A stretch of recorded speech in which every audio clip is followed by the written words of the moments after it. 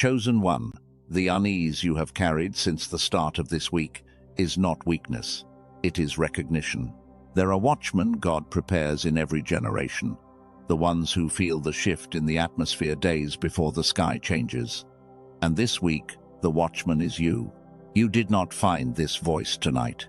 This voice was sent for you, and it has been broken through 3 layers of interference to reach the part of you still listening.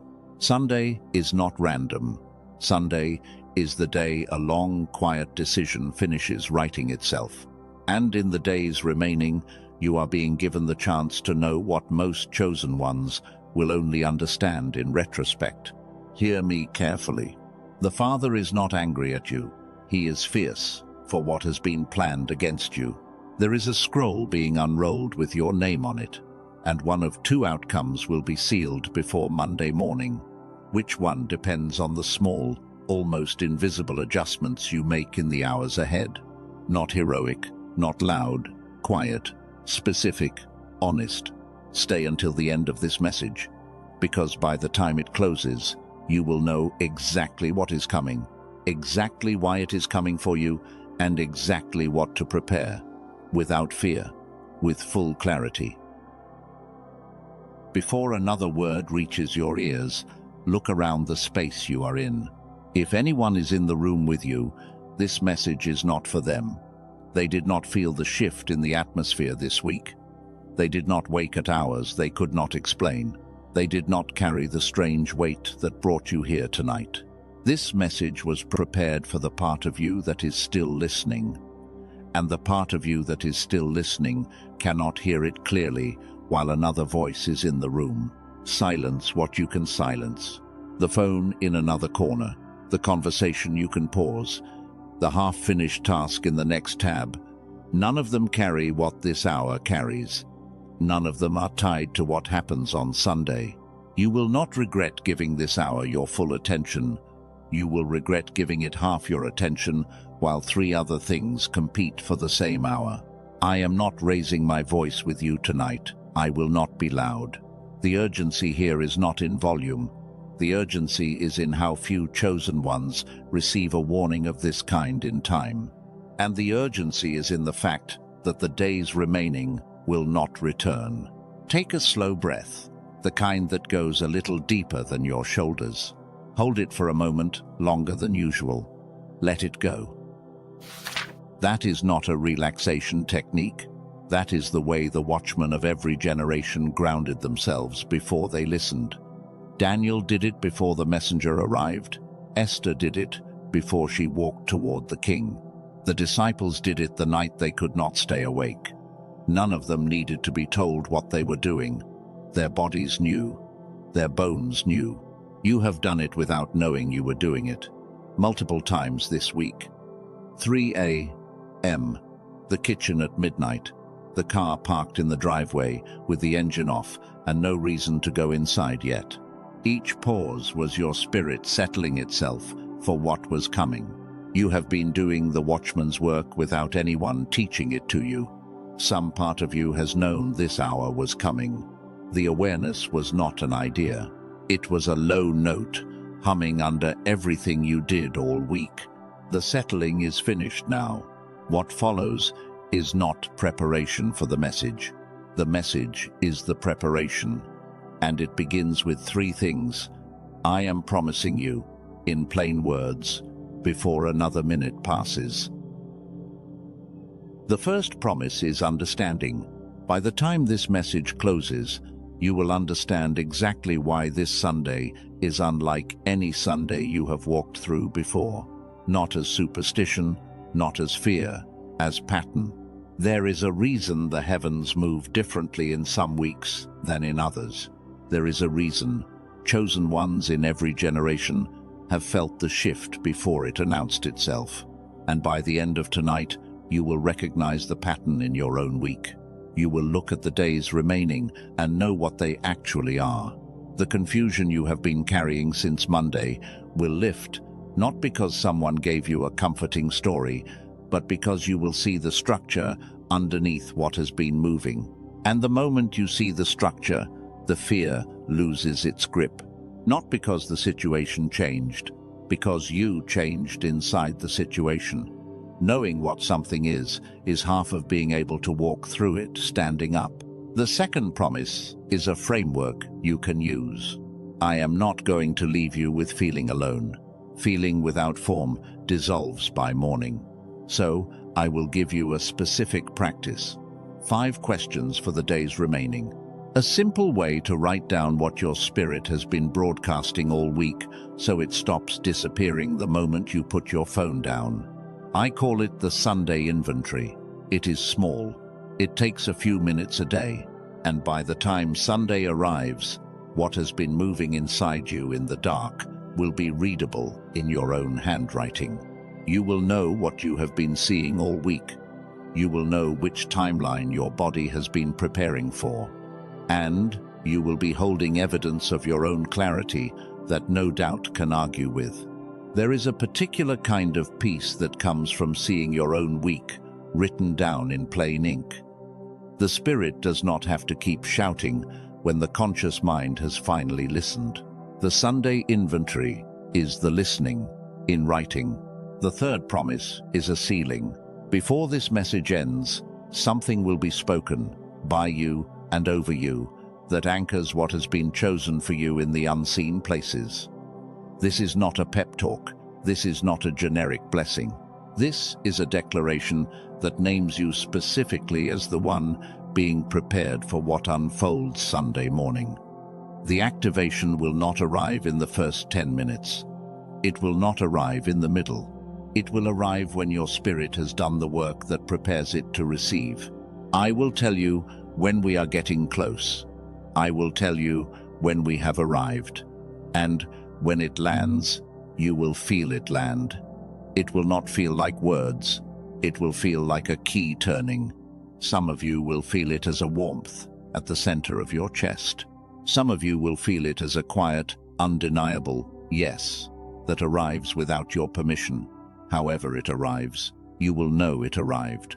3 promises, understanding, a framework, a sealing. I will deliver each one. None of them is generic, none of them is approximate, and none of them depends on whether you can hold attention for the next 2 hours. Because the truth is that what is asked of you tonight is not heroic effort. What is asked is presence. Show up to each section as it arrives. Let the words do their work. Trust that the one who arranged for this voice to reach you tonight also arranged for the timing to be exactly this much, exactly this long, exactly this specific. There is a scene I want you to see in your mind. Not literally, in your mind. A high stone wall at the edge of a city. The hour just before dawn, when the sky has not yet decided what color it wants to be. The light is gray and cold. The air is so still you can almost hear the next breath the city is about to take. There is one figure standing on that wall. A watchman. His hands are on the cold stone railing. His feet are still. He is not pacing. He is not anxious. He is just there, watching. His breath comes slowly. His eyes follow the horizon. Below him, the city sleeps. The streets are empty. The houses are dark. The people inside the houses are dreaming ordinary dreams about ordinary tomorrows. None of them know what the watchman knows. None of them feel what the watchman feels. None of them are tracking the line where the sky meets the earth, waiting for the first hint of what is coming. The watchman feels the weight of being the first to know. He does not seek it. He does not announce it. He stands. He watches. He waits. There is a particular silence that surrounds him, the kind of silence that is not the absence of sound, but the presence of attention. He hears the small things, the far-off bird that has not yet started singing, the faint hum of the wind moving over the wall, the breath of the city beneath him, none of it loud, all of it noticed. The watchman is alone, not lonely. Alone in the way a person is alone when they hold information no one else holds yet. Alone in the way you have been alone all week. You have been the watchman, chosen one. You have been on a wall the rest of your life never asked you to climb. You have been carrying a strange knowing while the people in your house, the people in your work, the people in your phone have been moving through their days like nothing was different. Something has been different. You have not been imagining it. What I am about to walk you through is the language of what you have actually been seeing. 5 signs your week has carried.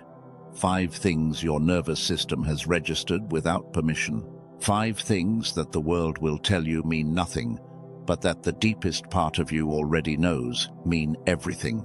By the time we finish naming them, the strange weight you have been carrying will not feel strange anymore. It will feel named. The first sign is the numbers. You have been seeing them more than usual this week. 11, 11, 3:33, 4:44. The clock catching your eye at the same moment, 3 days in a row. The receipt at the gas station ending in numbers you have noticed before. The license plate you would not have read on a normal week reading itself out loud to you because you happened to glance up at exactly the right second. These numbers have been arriving with a rhythm that does not belong to chance. And here is the part that most chosen ones miss.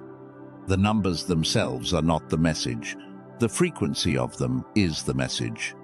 Last week they appeared once or twice. This week they have appeared every day. In some cases, multiple times a day.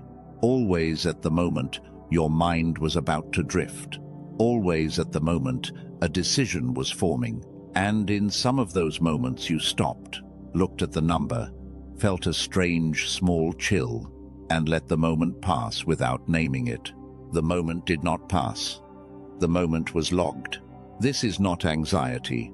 This is not depression. This is not random. This is your spirit catching the signal early. The numbers are not new. Your noticing them is.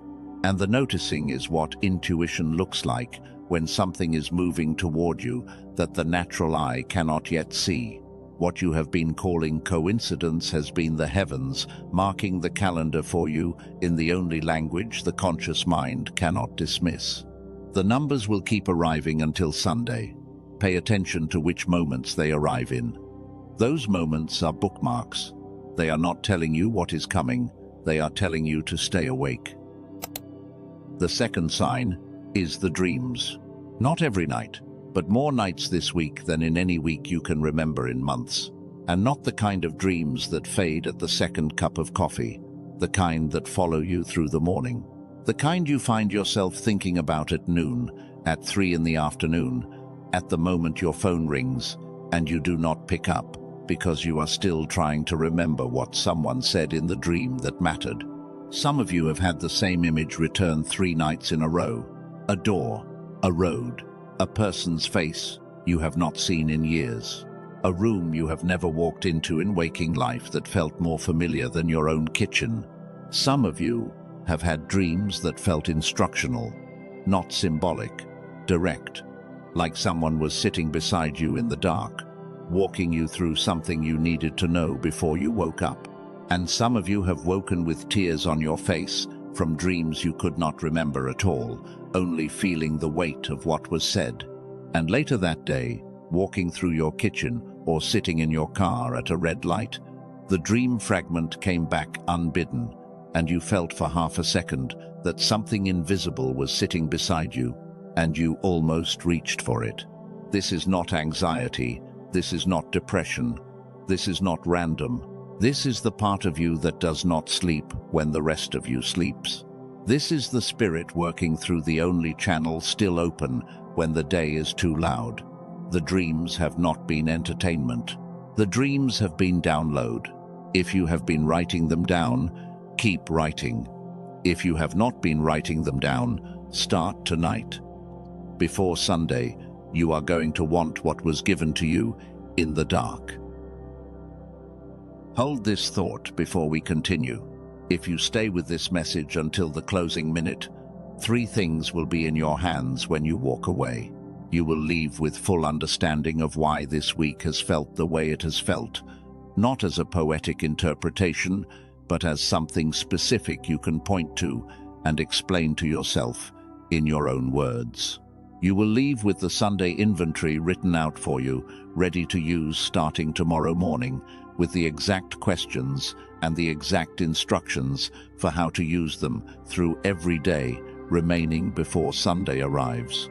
And you will leave having received a declaration spoken specifically over the watchman in you, sealing what has been prepared for you on Sunday, before Sunday has the chance to arrive without you ready for it.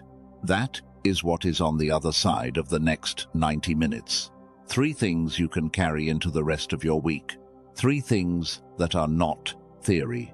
3 things designed for the hours ahead, not for an idea of preparation that fades by Saturday morning. And on top of those 3, there is a 4th thing you will not see coming, which I am not going to name yet, because part of its weight is in arriving without warning. Stay with me. Do not let the noise pull you away from what you came here for. If you are still here, listening, that itself is part of the recognition. Most people scrolled past this voice before this point. Most people heard the first 30 seconds and decided it was not for them.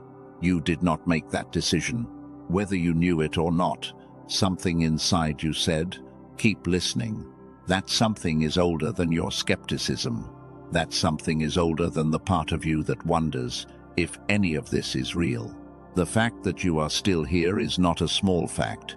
It is the assignment, recognizing its own language.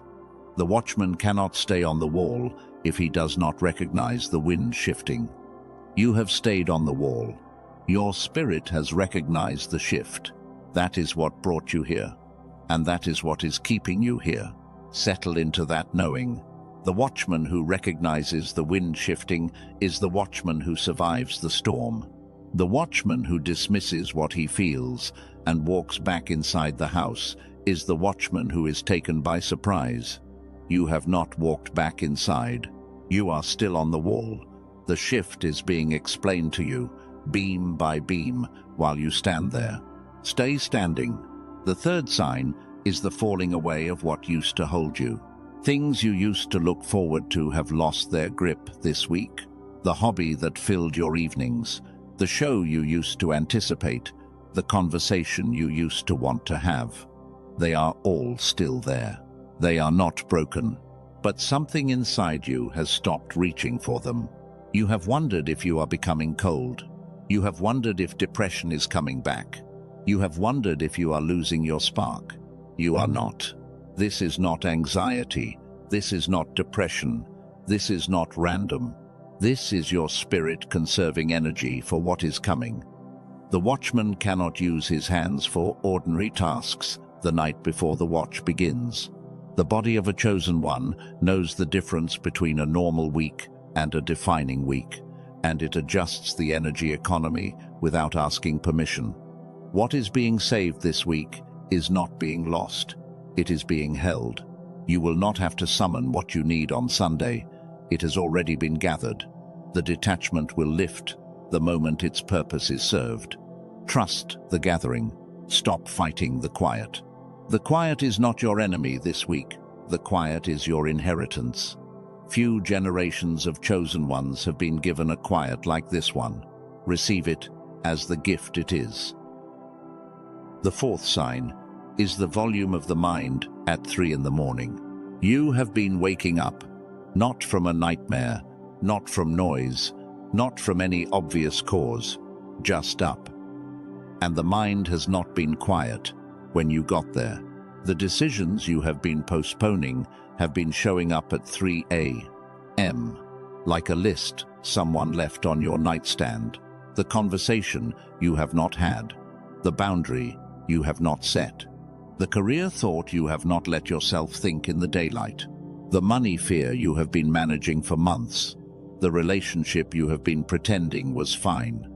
They have been arriving in formation, one after the other, not screaming, just present, asking to be looked at. This is not anxiety. This is not depression. This is not random. This is the chamber the Holy Spirit uses when the day refuses to make room. When you are too busy from sunrise to sunset, the only available office is 3 a.m. And the work being done in that chamber is not the work of fear, it is the work of preparation. The deferred decisions are not your problems. The deferred decisions are the field that needs clearing before Sunday's harvest can land. You do not have to act on any of them tonight. You only have to acknowledge that they are there and that they have been there for a reason. By writing them down, when we get to the framework, you will see what they have been trying to tell you. The 3 a.m. mind is not punishing you, it is briefing you. And the briefing has been kind, even when it has felt heavy. Notice that the 3 a.m. thoughts have not been hopeless. They have been clear. That clarity is the signature of grace, not torment. Torment scatters. Grace clarifies. Take that in for a moment before we move to the 5th. What you are receiving right now is a list of things your spirit has been doing without your permission. None of these signs required your consent. None of them required your effort. They have been arriving on their own schedule, in their own rhythm, because the assignment in you does not wait for the surface of you to catch up. By the time you noticed, the work was already underway. The 5th sign is the most physical of them, and it is the one you will remember tomorrow morning if no other sign holds in your memory. The 5th sign is the hour your eyes opened most nights this week. You have been waking close to the same time, maybe 2:33, maybe 3:11, maybe 4:04. Different houses, different beds, different chosen ones across the world, but inside each of you, the body has been knocking on the same door at almost the same hour for 4 or 5 nights running. You may have looked at the clock and thought it was meaningless. It is not. This is not anxiety. This is not depression. This is not random. The body of a chosen one is wired to a different timing system than the body of someone who has not been called for what you have been called for. There are hours the heavens are more accessible than other hours. There are hours where the noise of the day cannot interfere. There are hours when the watchman is invited to the wall, whether he chose it or not. The hour you have been waking is the hour your assignment has been opening for you. You did not consent to it consciously. You did not need to. The deeper part of you said, yes, a long time ago. You are not insomniac. You are summoned. And the moment you stop fighting the wake becomes useful. You will start hearing what has been speaking to you in those hours. Not as voices, as clarity. The exact thought you have been unable to think in daylight tends to arrive with simple, settled certainty in those minutes between 3 and 4 in the morning. Some of the most consequential things any chosen one has ever done were decided in those between hours, when the world could not interrupt and the spirit could finally finish a sentence. Tonight, when you go to bed, you may wake again at the same hour. If you do not check your phone. Do not pick up the screen. Sit up if you can. Listen. The hour will not be wasted. So when you put the 5 together, the numbers arriving with rhythm, the dreams returning instructional, the detachment that feels like coldness but is actually conservation, the deferred decisions surfacing at 3 a.m., the body waking on its own clock to keep an appointment your conscious mind did not know was scheduled. What felt like insomnia was actually intelligence. What felt like overthinking was actually pattern recognition by a system that has never been wrong about you, even when the surface of you doubted what the depth of you was saying. This is not weakness manifesting. This is wisdom rising. And the reason you have been confused all week is that the people around you have been giving you the language of weakness, the language of stress, the language of anxiety, the language of you should see somebody, when what you have actually needed is the language of assignment. You are not breaking down, you are calibrating. Calibration always feels like breakdown to the part of you that does not understand what is being adjusted. The reason this week has felt heavier than the work you have actually done is that the adjustment is happening to a deeper instrument than the one you usually live in. Your soul is being tuned for the hour that is coming. Tuning a string requires loosening it before the string can hold the right note. The loosening is what you have been feeling. By Sunday, the tuning will be finished. What plays through you in that hour will be a different music than the music your week has been able to make. But here is what most chosen ones miss when they finally count the 5 signs and feel the relief of being seen. There is a 6th sign, and the 6th sign is the one that explains why this week is different from every week of recognition you have walked through before. The 6th sign is not on the list because the 6th sign is not a behavior. The 6th sign is not a feeling. The 6th sign is a person. You, not what you have been doing this week. WHO has been doing it. The signs are not about Sunday. The signs are about who is paying attention to Sunday, and the heavens have been asking that question quietly all week. The first 5 signs only mean what they mean when the right kind of attention is paying them. That is what we look at next. Why this Sunday is unlike any Sunday before. Why you, specifically, are the one being prepared. And what is asked of the part of you that has been on the wall, alone in the dark, watching the horizon while the city slept. The wall has been real, the watching has been real, and what you have been watching for has been real, not in the sense that you can name it yet, in the sense that the part of you which knew before you knew has been keeping the appointment. The next layer answers the question your spirit has been asking on the wall. Why me? Why this Sunday? Why now? Stay close. The answer is not what you think it is, and that is the gift. Before we cross into the next part, do something for the watchman in you. If at least 3 of those 5 signs were true for you this week, type the words "I see it" in the comments below. Not for me, not for show, for yourself. Typing those 3 words is not a small act. Typing those 3 words is the conscious mind agreeing with what the spirit has been trying to say. It is the moment the recognition becomes a record, and the heavens log every record made before Sunday. I will be reading your comments throughout the rest of this message. Each "I see it" is a name standing up in a room where names matter. Type it. Then keep listening. The recognition is the surface. Why these signs are arriving now, that is the deeper layer. And the answer is older than this week. The answer goes back to a version of you that existed before you knew you would need this voice tonight. A version of you that the world has been quietly closing for years. Stay with me. A version of you that existed before this week began. A version of you that existed before this year began. A version of you that the world has been quietly closing year by year since you were small enough to still believe the sky was speaking to you. That version of you is the one paying attention now. And the reason the signs feel louder than they have ever felt is that the version of you receiving them is finally close enough to the surface to hear them. We are going to look at what has been happening on the inside of you this week.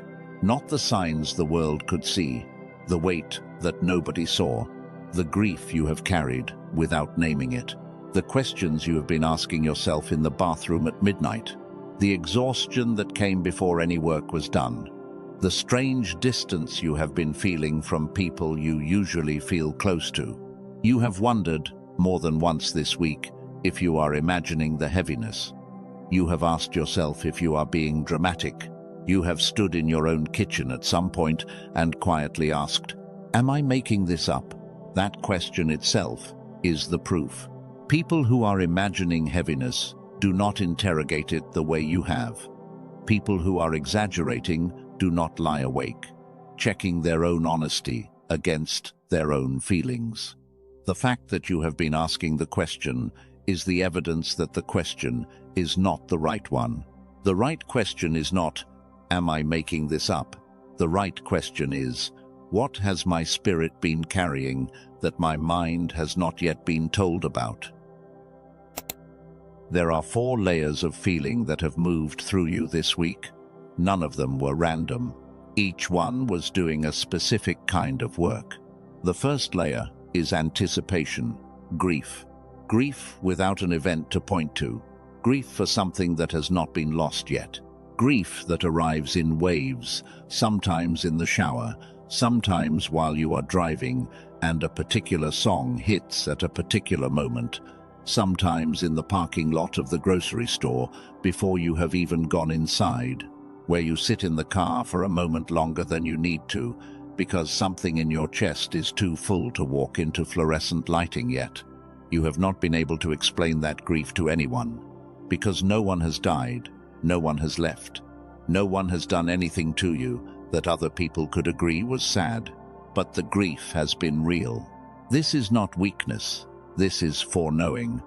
The body weeps for what is about to be released, long before the conscious mind agrees to release it. Some part of you knows that what unfolds Sunday is the closing of a season, and seasons that have shaped you do not leave silently, even when their leaving is good. You are grieving the version of yourself that has been right for the season that is ending. That version was loyal, that version was honest, that version did its work, and now it has to be set down so the next version can be picked up. The grief is the gratitude saying goodbye. Let it move.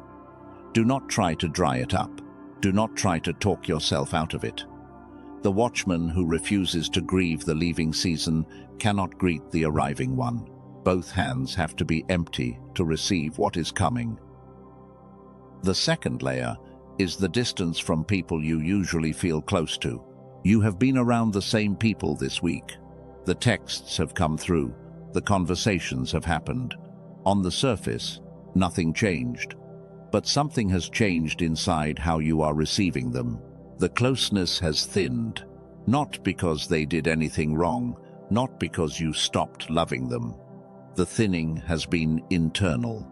Like a window between you that used to be open is now half closed, and the air does not move through the way it used to. You have wondered if you are pulling away. You have wondered if you have become cold. You have wondered if there is something wrong with you that you cannot quite name. There is nothing wrong with you. What you are experiencing is sealing. The chosen one's spirit will not allow important conversations to happen in the days right before a major shift. There are reasons. Words spoken in unsealed seasons leak. Decisions made out of unsealed energy do not hold. The thinning of closeness this week is your own protection, working without your permission. You will feel close to those people again. The window is not closing. The window is being held while something invisible passes through. Once Sunday has come and gone, the closeness will return, and it will return deeper than it was before, because you will be closer to yourself. And the closer you are to yourself, the closer you can be to anyone else. Do not force connection this week. Do not try to fix what does not feel broken. Let the thinning do its work. The third layer is the spiritual dryness. This is the one that has confused you the most. Because of all the layers, this is the one that feels most like you have done something wrong. Prayer has felt like talking to a wall this week. Worship has not landed. The verses you usually return to have not opened up the way they used to. The Bible has felt like ink on paper instead of a living word. The Father, who has felt close in other seasons, has seemed quiet in a way that has worried you. You have asked yourself if your faith is failing. You have asked yourself if you have moved away from God without realizing it. You have asked yourself if there is a sin in you, hidden, that has built a wall between you and the heavens. There is no wall. What you have been calling spiritual deadness was a closed channel, not an absent God. There is a difference. Absence means he is not there. A closed channel means the signal cannot transmit at full strength, even though the source is broadcasting at the same volume, It always broadcasts. The Father has not gone quiet. The receiver has been overloaded. The reason your prayers have felt like they hit a ceiling this week is that the beta noise in your nervous system has been so loud that the alpha frequency where prayer travels could not hold the line long enough to deliver. That is not faith failing, that is a frequency mismatch. And we are going to address it directly before this message ends. Right now, what you need to know is that the dryness is not punishment. The dryness is a signal that the instrument needs tuning. And the one who plays the instrument has not stopped reaching for it. He has been waiting for the tuning to finish so the music can return. You have not lost him. He is closer than your breath. He is just speaking on a frequency that requires you to be quiet enough to receive him. And quiet, in this world, is the rarest currency. The fourth layer is the exhaustion before any work has been done. You have been waking up tired, not the tired of someone who stayed up late, the tired of someone who has been working through the night in a place the conscious mind cannot see. You have looked at your day at 7 in the morning and felt as if you had already lived 3 days. You have walked into the kitchen and stood in front of the coffee maker and felt the kind of fatigue that has no obvious source. You have wondered if you are getting sick. You have wondered if you are depressed.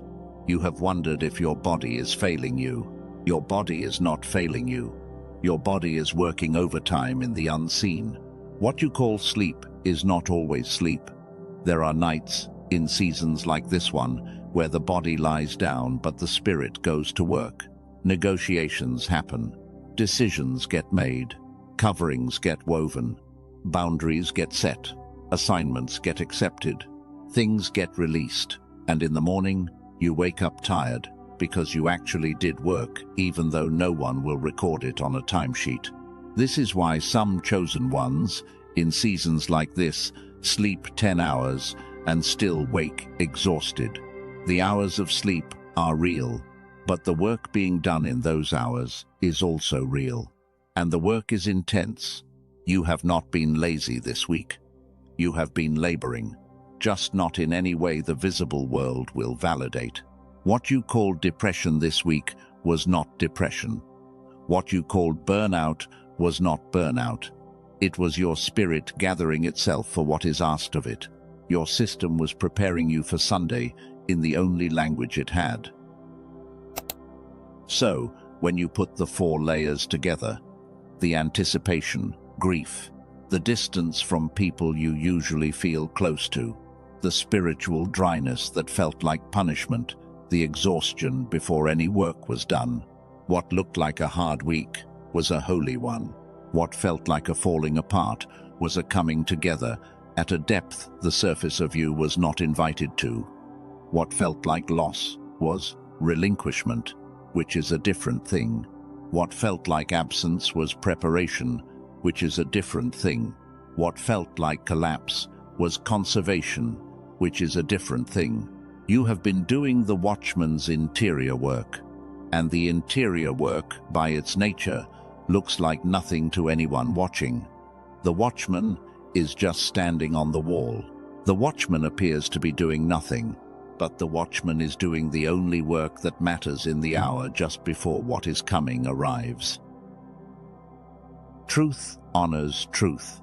So, before this message moves another step, let what is already known be named. What I am about to walk you through in the next sections is going to require something specific from your nervous system. You are going to receive teaching. You are going to receive a framework. You are going to receive a ceiling.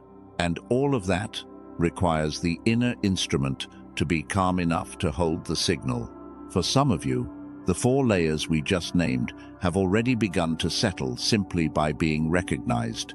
For others, the recognition has helped, but the system is still loud, and the loudness is going to make it harder for what comes next to land cleanly. There are 2 tools that have been developed for exactly the conditions you have been describing all week. One was developed by Dr.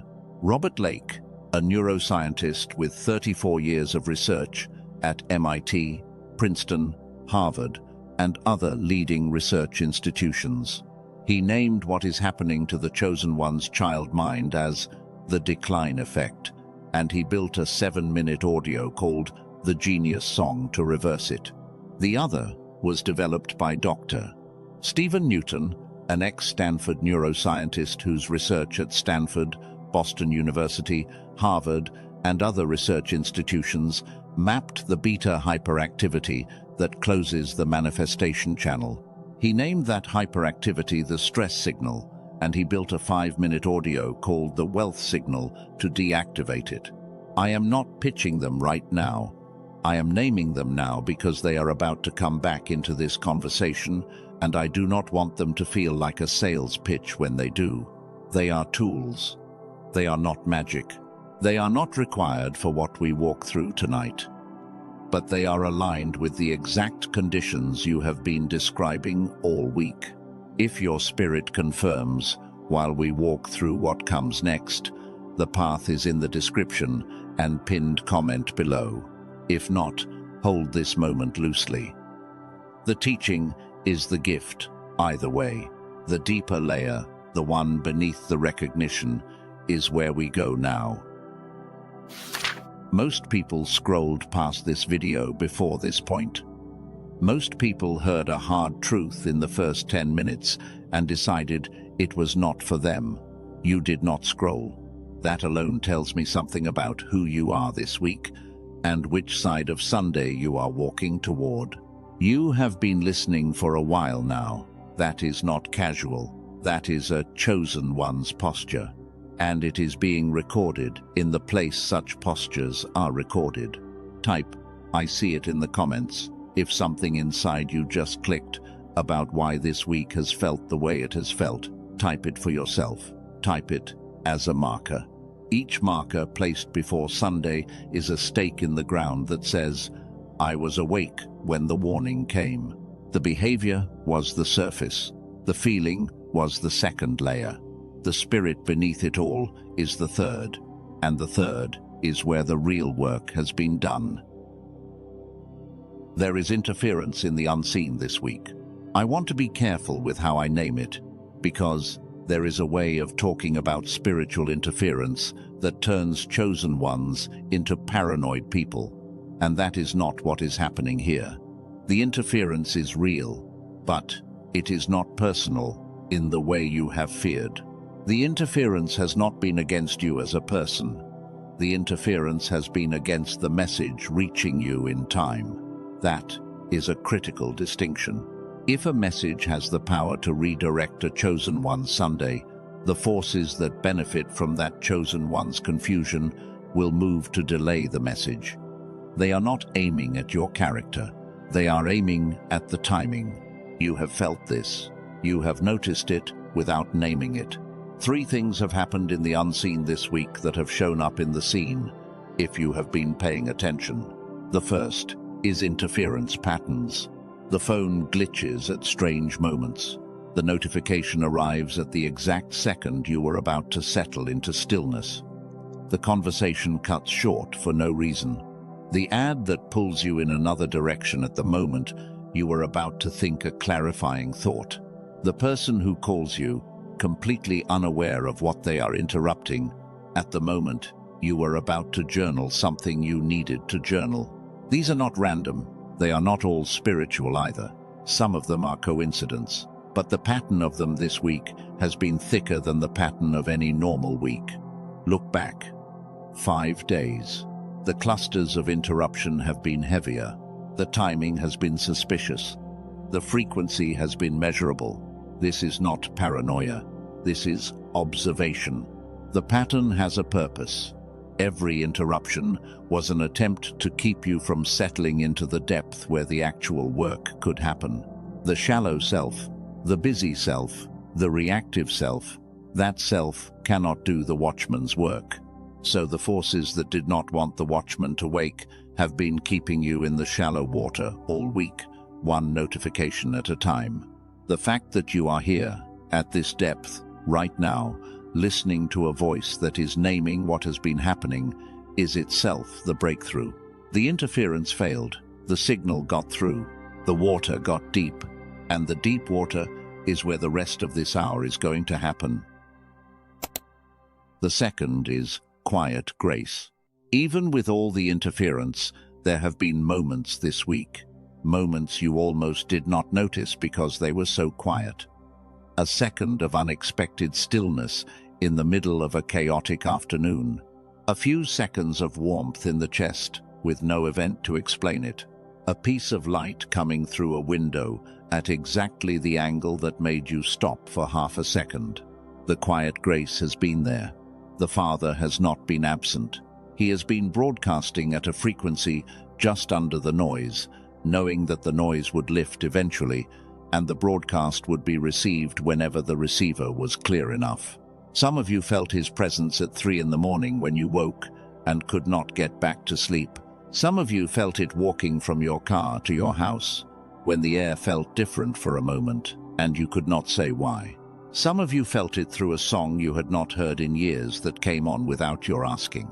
These were not accidents, these were check-ins. He has been with you all week.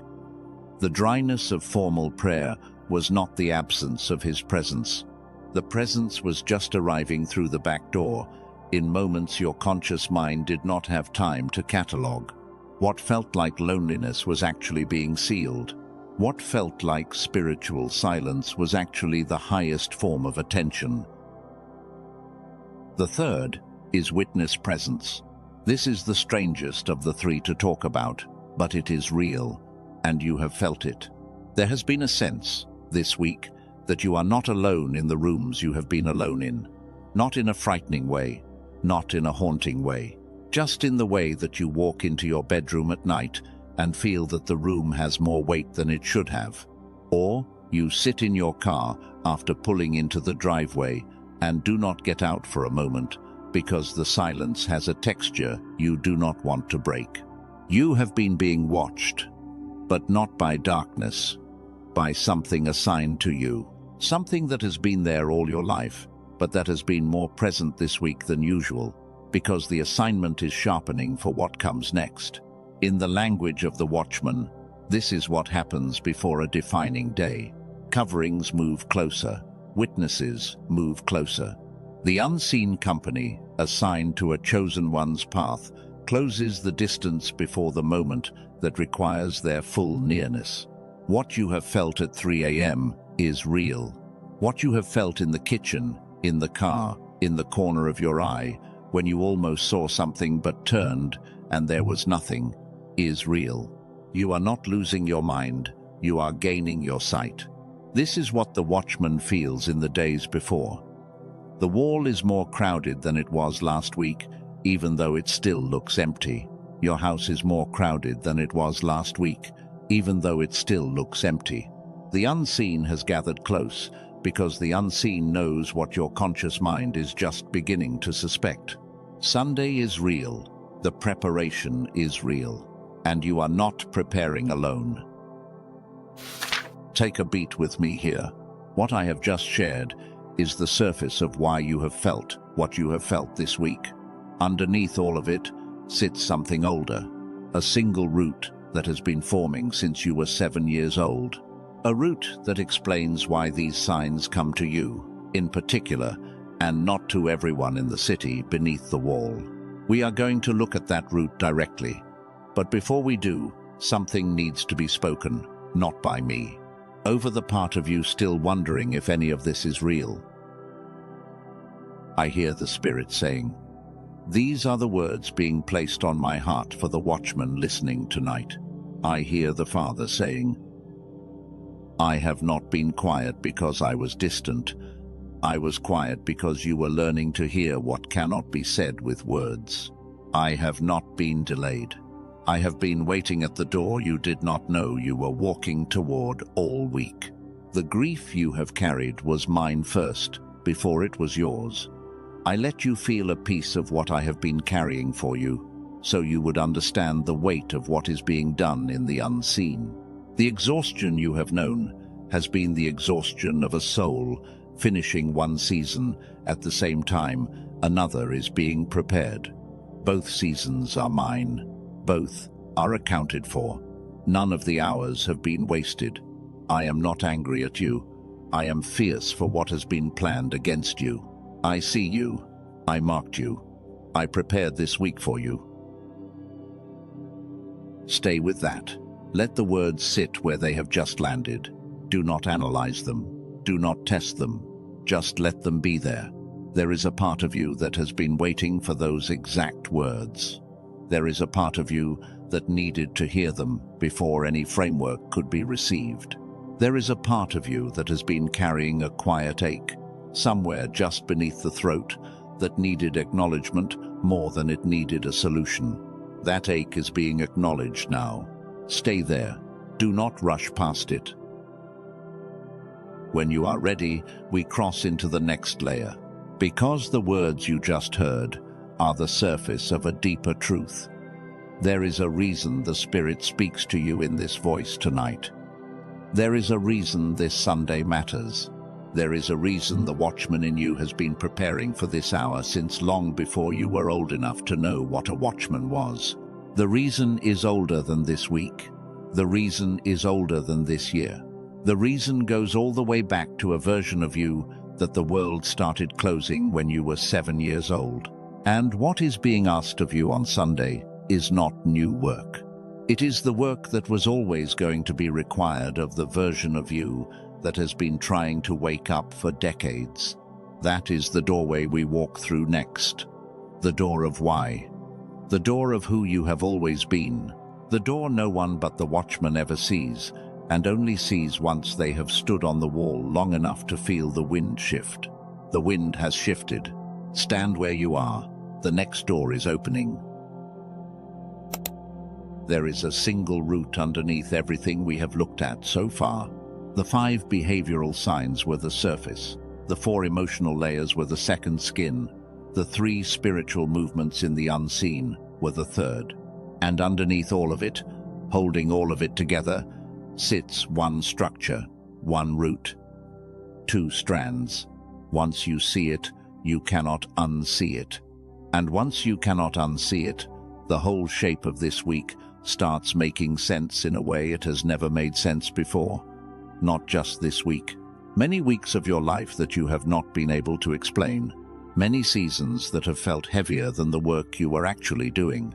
Many years where you wondered why you, and not the people around you, kept feeling things at a depth no one else seemed to register. The root has 2 strands. They have been working together for a long time. They are why you are the watchman and why the watchman has been tired. I am going to walk you through both strands carefully, not as theory, as something you can locate inside your own life by the time we are finished. The first strand is something the researchers who studied it named the decline effect.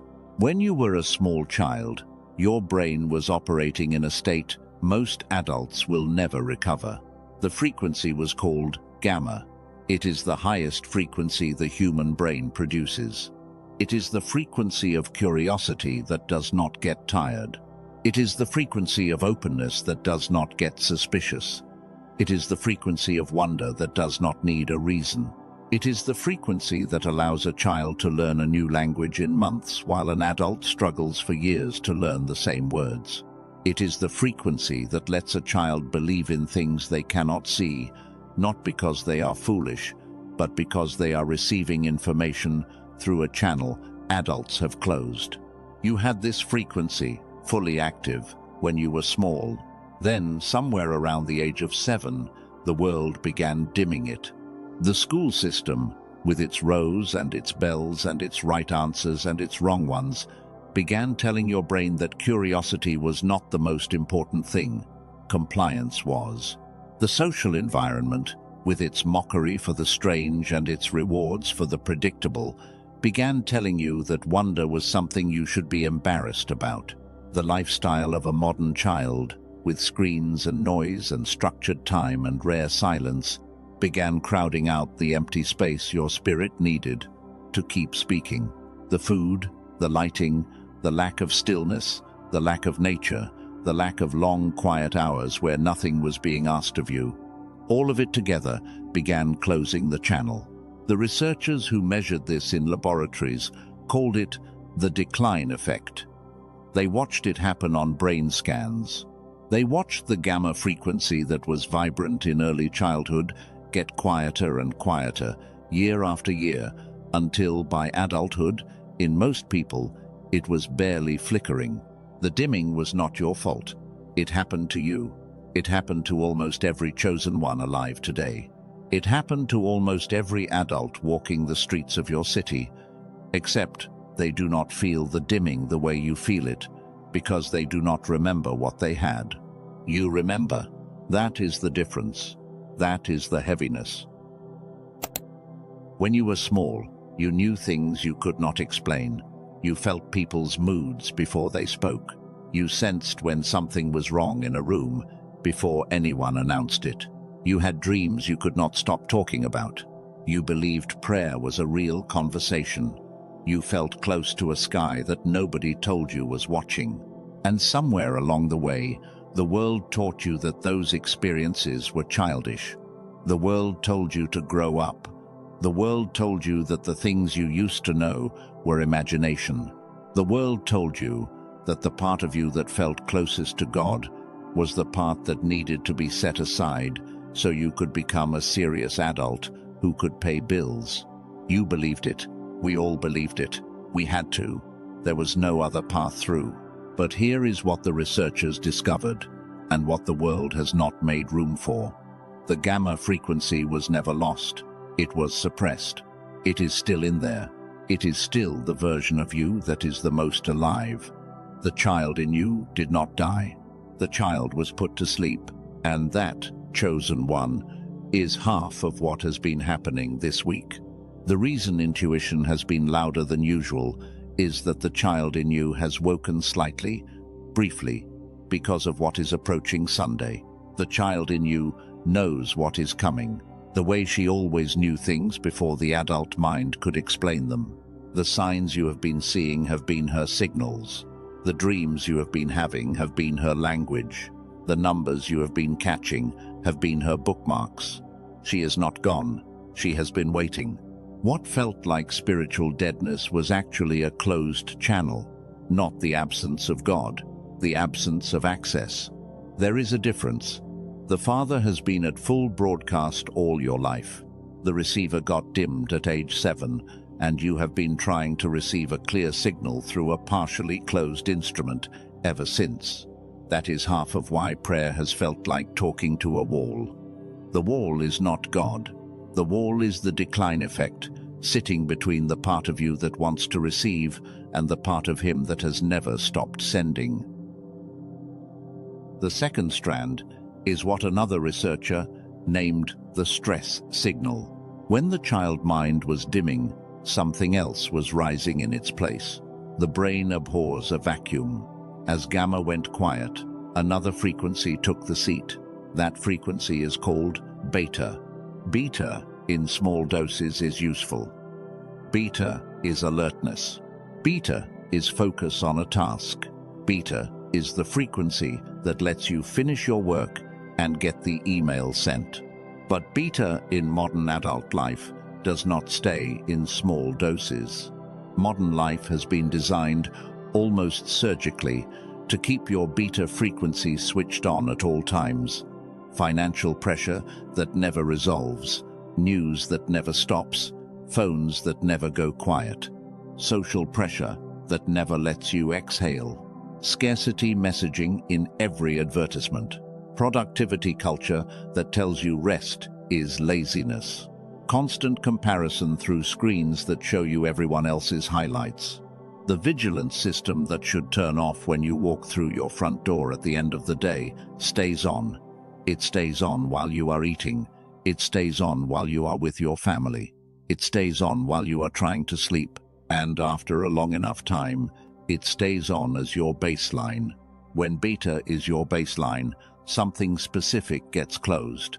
There is a frequency between gamma and beta. It is called alpha. Alpha is the frequency of the open channel. Alpha is where prayer travels. Alpha is where intuition lands. Alpha is where the part of you that knows things without being told gets to speak. Alpha is where what you have been calling the manifestation channel actually opens. The deeper part of you, the part that receives, the part that catches signal from the Father, the part that holds peace when the world is loud, all of that lives in Alpha. When Beta is hyperactive, Alpha cannot hold the line. It is not that Alpha is gone, it is that the Beta noise is so loud, the Alpha signal cannot be heard above it. You can pray for an hour, and if your nervous system is in Beta the entire time, the prayer does not transmit cleanly. You can journal for 30 minutes, and if Beta is running underneath it, the words come out flat. You can sit in a worship service for the whole song, and if Beta is dominant, the music does not land in the place it is meant to land. This is why prayer has felt like talking to a wall this week. The wall is the Beta noise. This is why your decisions have felt foggy. Beta scrambles, long-range vision. This is why connection with people has thinned. Alpha is also where intimacy lives, and Alpha has been pushed under. This is the second strand, the stress signal, the Beta hyperactivity that has been running in your nervous system on a loop for so long that you have forgotten what your baseline used to feel like. So now you can see what has been happening. You have been a chosen one carrying two suppressions at once. The child mind dimmed by the decline effect. The manifestation channel closed by the stress signal. Two strands of the same root. Two reasons everything you have tried in seasons before this one has only worked partially. The meditation course you took 2 years ago worked for a while because it temporarily lowered your Beta, but it did not address the decline effect, so the child mind stayed asleep. The breakthrough was incomplete. The healing retreat you went to that one weekend worked for a while because the silence and the nature briefly woke the child mind. But you came home to a Beta-saturated environment, and the stress signal closed the channel again within weeks. The breakthrough was incomplete. The affirmation practice you started last year worked for a while because it pushed back against the Beta noise, but the receiver was still dimmed by the decline effect, so the affirmations were being broadcast into a quieter receiver than they needed. The breakthrough was incomplete. This is not your fault. This is the structure. Most chosen ones have spent their adult lives addressing one strand at a time, and the strand they did not address kept the other one suppressed. The decline effect held the stress signal in place. The stress signal held the decline effect in place. They have been mutually reinforcing for years. What felt like distraction was Beta running a survival program your soul did not authorize. What felt like spiritual flatness was Gamma asleep, not God absent. You have not been failing. You have been working with two suppressed instruments. The fact that you have stayed faithful, stayed sensitive, stayed listening this much with both instruments dimmed is a measure of your assignment, not a measure of your weakness. This brings us to a word. There is a Hebrew word that appears in the very first instruction the Father ever gave a human being. The word is Shama. Most translations render Shama as to keep the garden, to keep your heart, to keep the way of the Lord. The word sounds passive in English, to keep something, to hold it. That is not what Shama means. Shama means to watch, to guard, to stand at the threshold and observe what approaches before it arrives. The first job the first human was given was the watchman's job, not to perform, not to produce, not to build something impressive, to stand, to watch, to know what was coming before it crossed the line into the visible. Shama is the word that runs underneath every prophet who saw what others did not see in time. Shama is the posture of every figure in the sacred texts who carried information about the coming hour while everyone around them slept. Shamar is the stance Daniel took when the messenger was delayed, and Daniel kept watching until the messenger broke through. Shamar is what you have been doing this week without anyone teaching you the word for it. You have been keeping the threshold. You have been standing at the wall.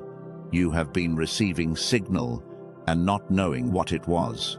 The watchman's work is Shamar, and what is being asked of you in the days before Sunday is not new work. It is the work that was always going to be required of someone built the way you are built.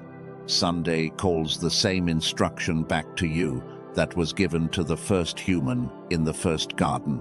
Watch, guard, be present at the threshold when the unfolding arrives.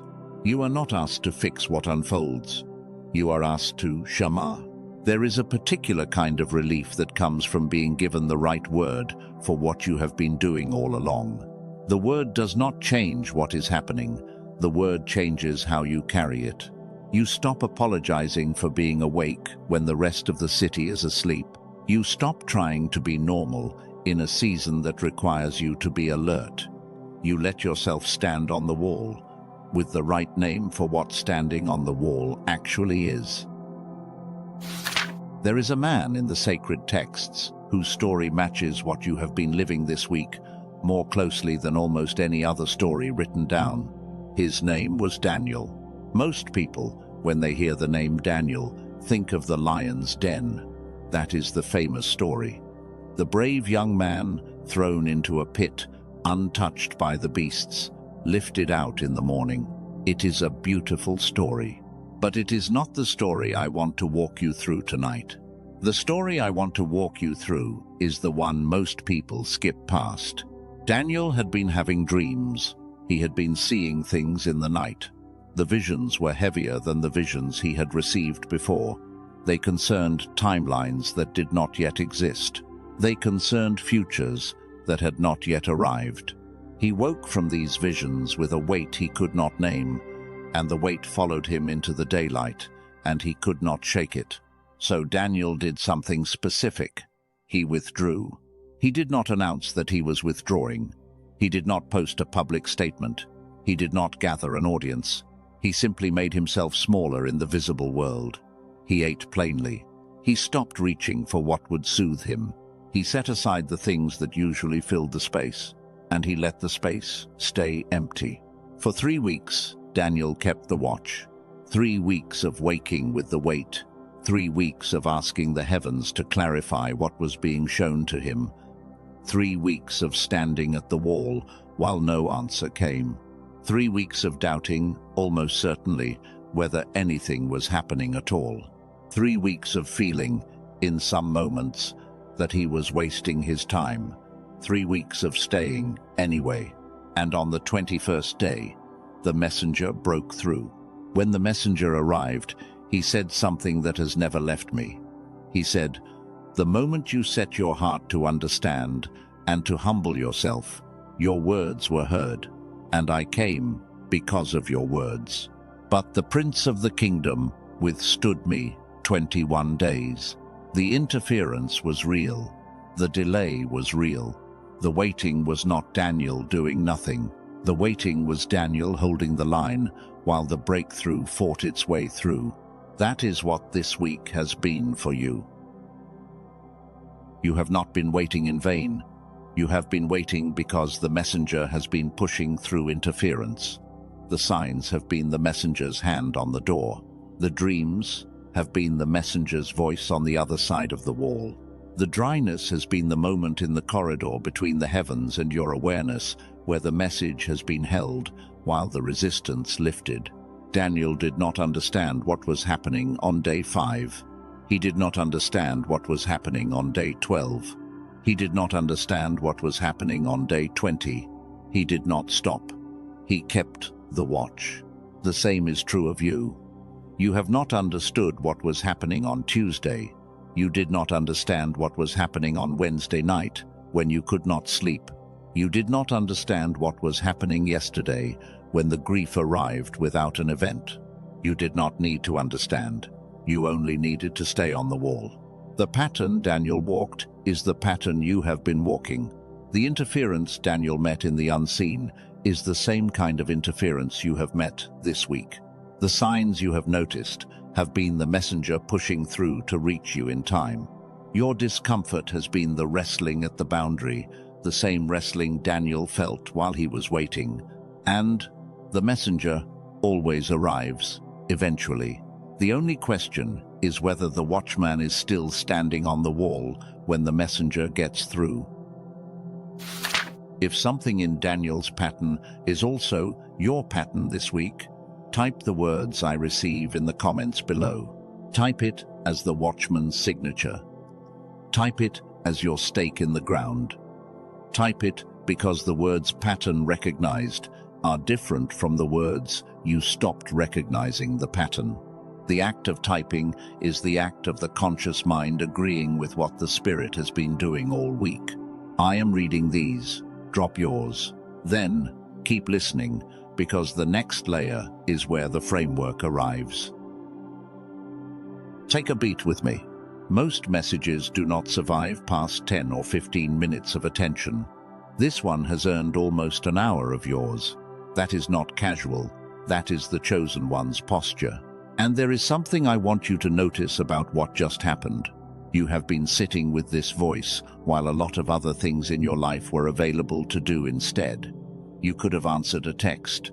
You could have closed the tab. You could have let the dishes pull you back into the kitchen.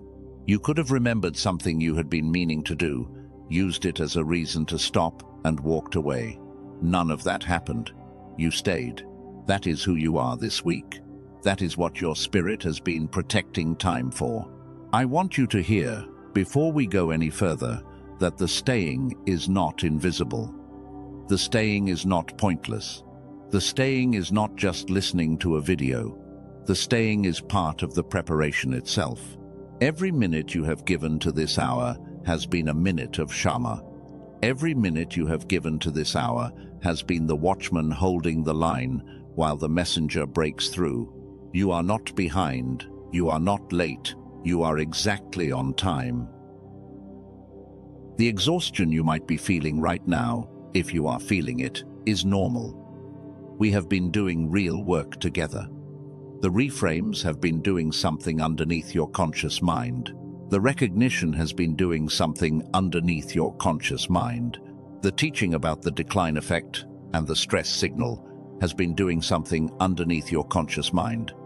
The Daniel pattern has been doing something underneath your conscious mind. Settle for a minute. Let it integrate. You do not have to grip what we have just walked through. You do not have to memorize it. You do not have to take notes. The right words will surface again when you need them. The right images will return on their own. Your spirit is filing what it needs to file. Trust the filing. Breathe gently for a moment. The kind of breath that is not for fixing anything. The kind of breath that is for being present where you are. The watchman does not breathe for results. The watchman breathes to stay on the wall. When you are ready, we move to what comes next.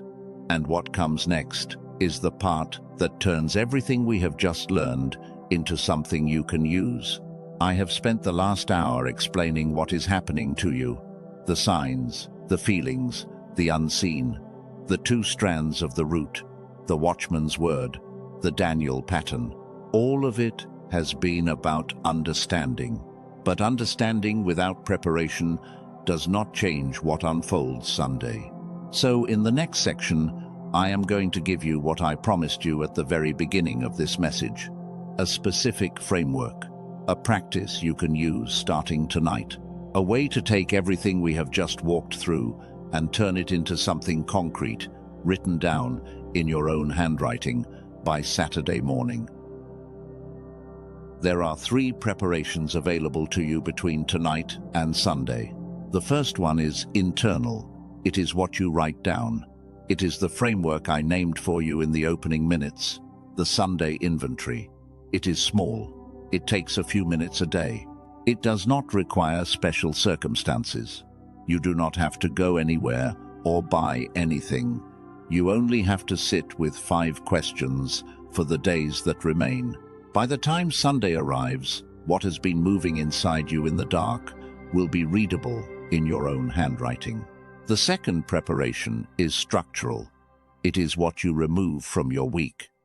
There are activities, conversations, and patterns that should not be carrying their normal weight in the days before Sunday. Most chosen ones do not realize that what they take out of the days remaining matters as much as what they add. Some kinds of presence cannot land in a fully booked nervous system. Some kinds of clarity cannot arrive in a calendar that does not have any room. We will name what to remove. Specifically, the third preparation is restorative. This is the one most chosen ones never discover in time. It is not about doing more. It is not about trying harder. It is about giving your nervous system back what was taken from it, so the instrument can hold the signal that is coming. The decline effect can be reversed.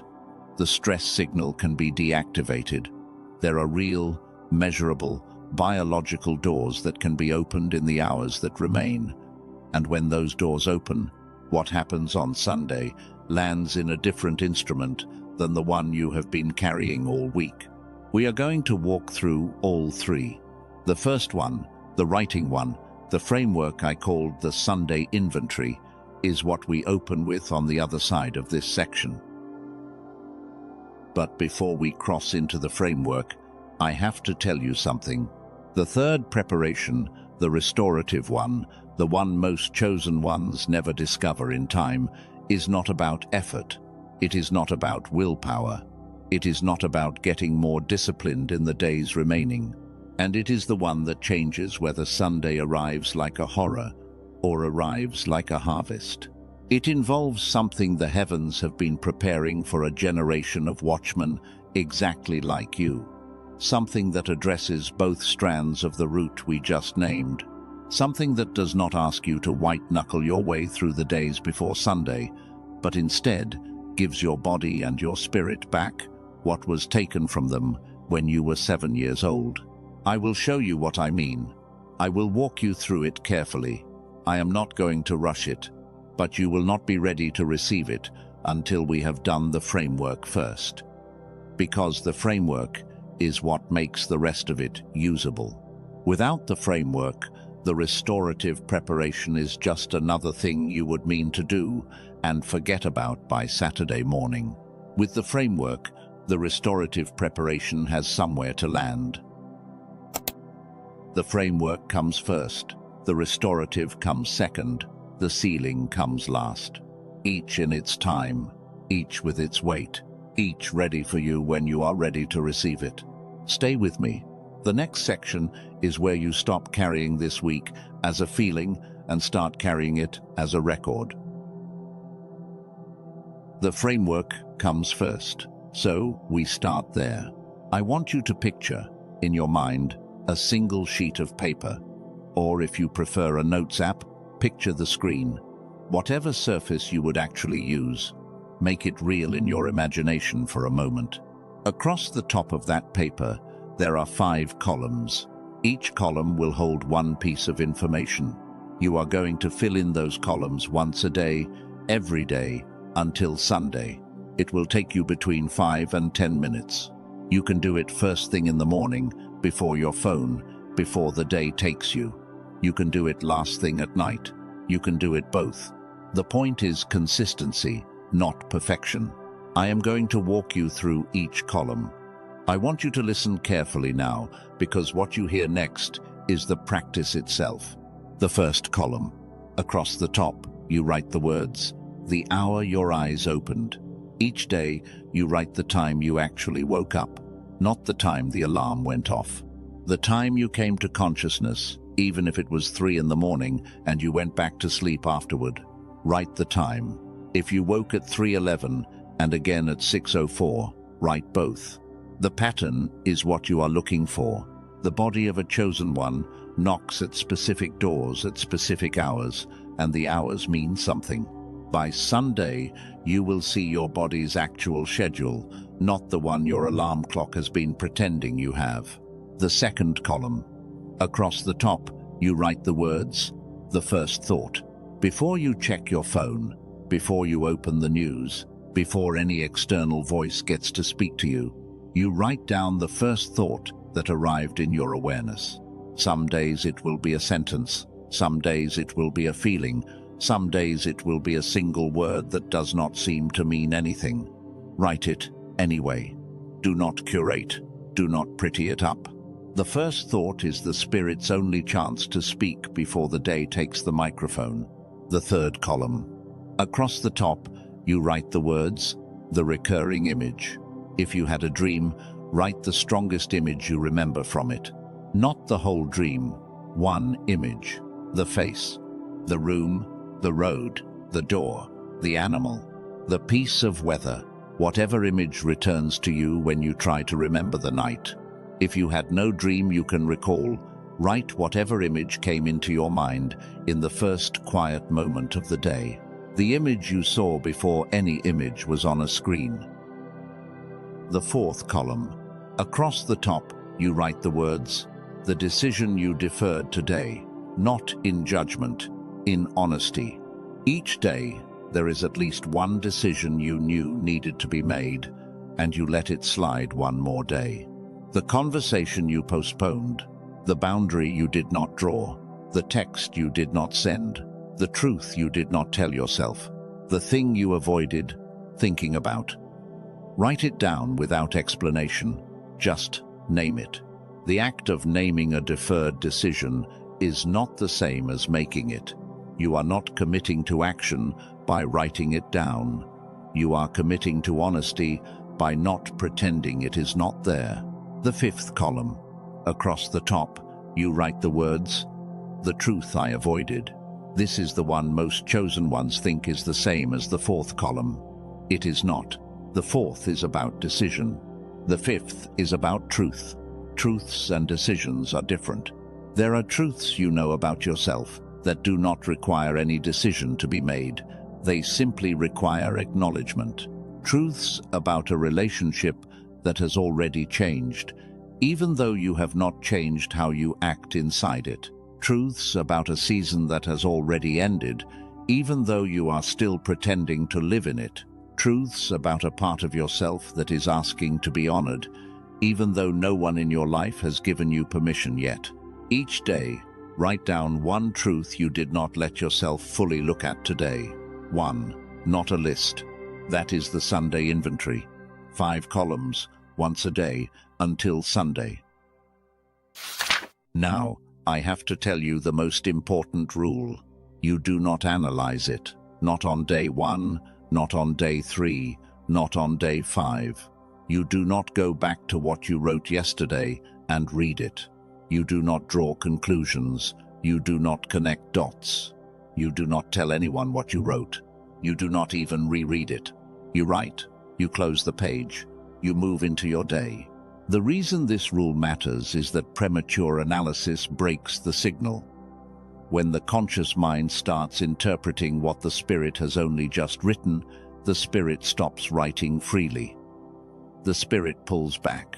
The signal weakens. By day 3, the entries become careful. By day 5, they become curated. By Sunday, you have a beautifully edited document that says nothing real. You will read everything you wrote on Sunday, not before. When Sunday morning comes, you sit down with the 7 days, side by side. You read the first column down. All 7 hours, your eyes opened. You will see a pattern. You will see exactly how often the same hour returned. You will see whether the body has been knocking at the same door or at different doors. You will know. Then you read the second column down. All 7 first thoughts, lined up next to each other. You will see what your spirit has actually been saying every morning while the day was still empty enough to hear. You will see the theme. You may not have noticed there was a theme until you saw it on the page. You read the third column down. All 7 images. Some will repeat. The face you saw in 2 dreams. The same kind of weather, in the morning quiet. The road that returned 3 times. Repetition is the spirit's underline. What gets repeated is what is being emphasized. You read the fourth column down. All 7 deferred decisions. You will see which one keeps coming back. The same conversation, deferred 4 days. The same boundary, postponed for the entire week. The deferred decision that surfaces 3 or more times in the same week is the one that needs to be addressed. Sunday tells you which one, and you read the 5th column down. All 7 truths you avoided. Some will be one-time avoidances. Some will return. The truth that returns is the truth Sunday is asking you to integrate. By the end of that Sunday morning reading, you will know which timeline your nervous system has been preparing you for. You will see, in your own handwriting, the shape of what has been moving in you all week. You will hold evidence of your own clarity. And no doubt, no second guessing, no well-meaning friend with a contradicting opinion will be able to argue with the page in front of you. The page will say what the Spirit has been saying all along. That is the framework. That is the Sunday inventory. It is small. It is specific. It works. The second preparation is structural, what you remove from your week. I am going to keep this part short because the work is in the doing, not in the listening. Between tonight and Sunday, 3 things should not be carrying their normal weight in your life. The first is unnecessary explanation. The watchman does not narrate his watching. The temptation, in seasons like this one, is to tell people what you are sensing, to talk it through with a friend, to text someone what you noticed at 3 in the morning. Do not. Words spoken in unsealed seasons leak. The Shema happens in silence. Whatever you would normally explain about your inner life this week, hold it for the page instead of the conversation. The Sunday inventory is the conversation. Anything more leaks the signal. The second is unnecessary defending. There may be a moment between now and Sunday when someone misunderstands you, when someone projects something onto you that is not yours to carry, when someone questions a choice you have already settled inside yourself. The temptation will be to defend, explain, justify. Do not. The watchman who defends himself from the wall has stepped off the wall. The hour does not allow for it. Whatever does not require defending will defend itself by Monday morning without any words from you. The third is unnecessary noise. Music is fine. Conversation with the people who are safe is fine. The voices that have been carrying you through this season are fine, but you know which inputs are noise. The scroll that drains you, the show that you do not even enjoy anymore. The conversation with the person who always pulls you off your center. The news cycle that you can resume reading on Monday. Remove what you can remove. Replace the empty space with stillness, not with another input.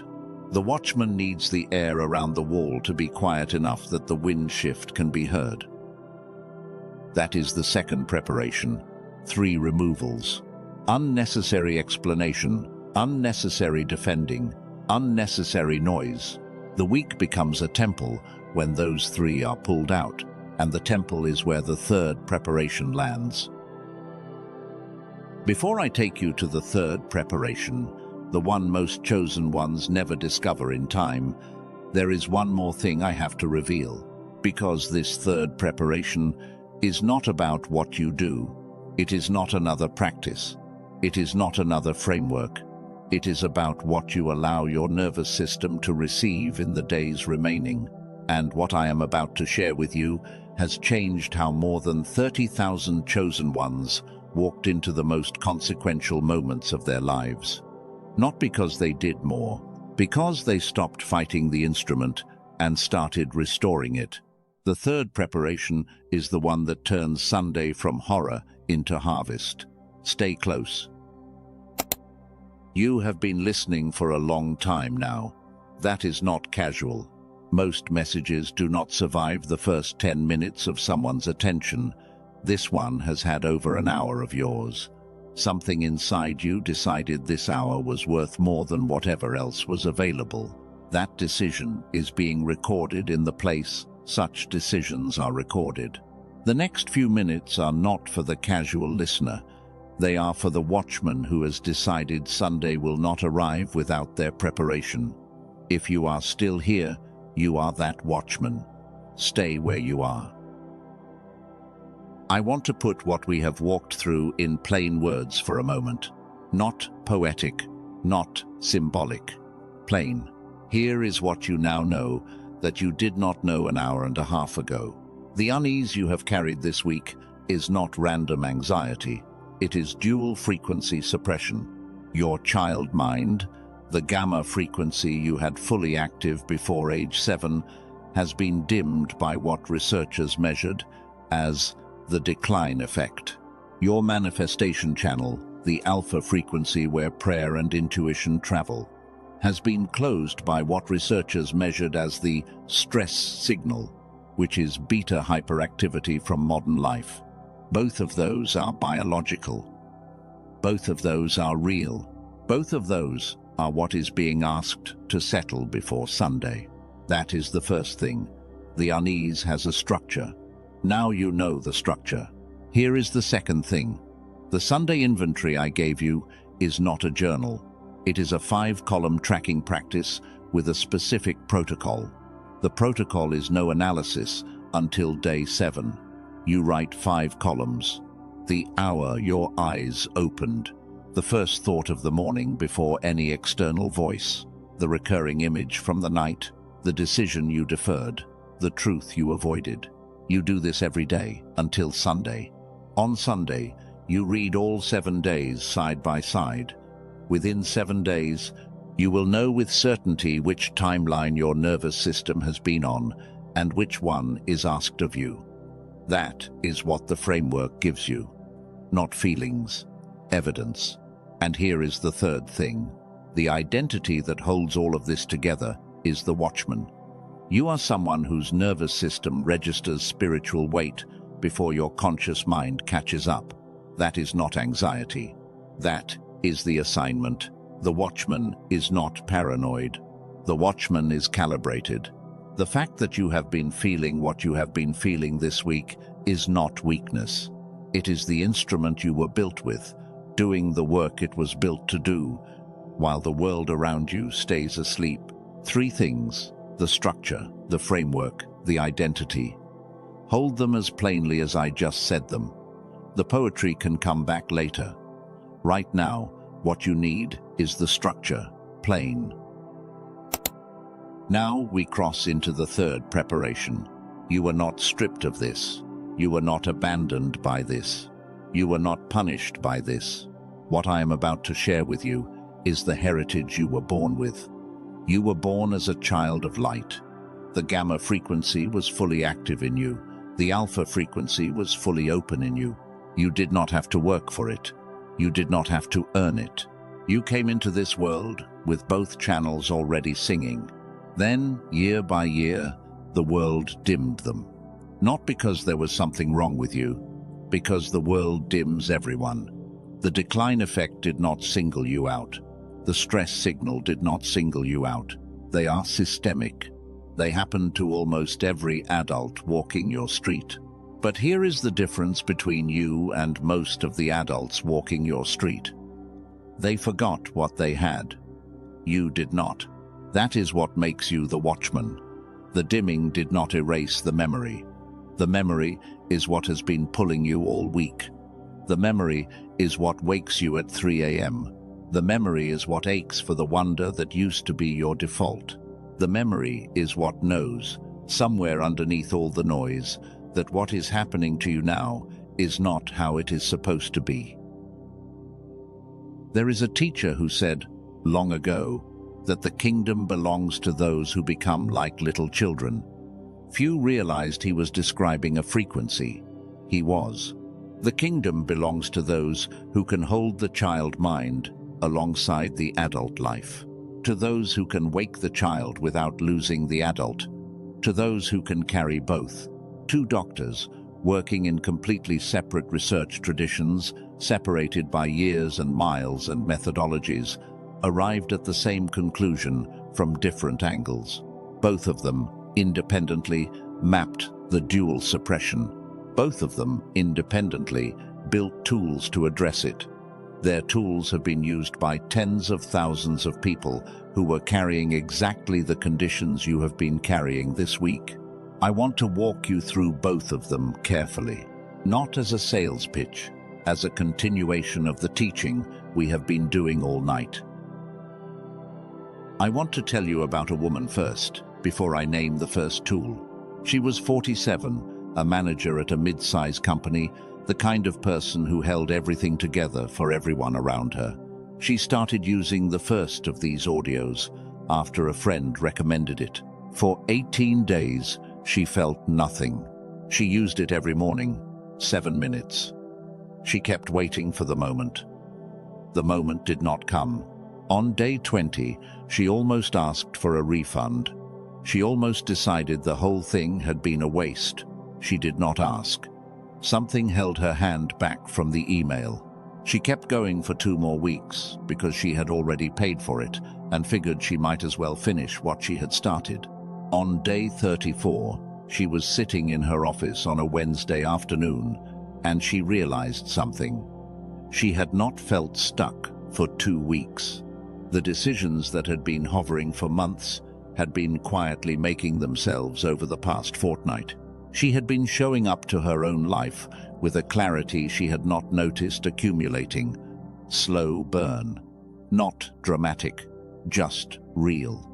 Her case is not the most dramatic. It is included because the timing is real. Some restorations are slow, some are not. The point is that they happen. The first tool is called the Genius Song. It is a 7-minute digital audio you listen with headphones.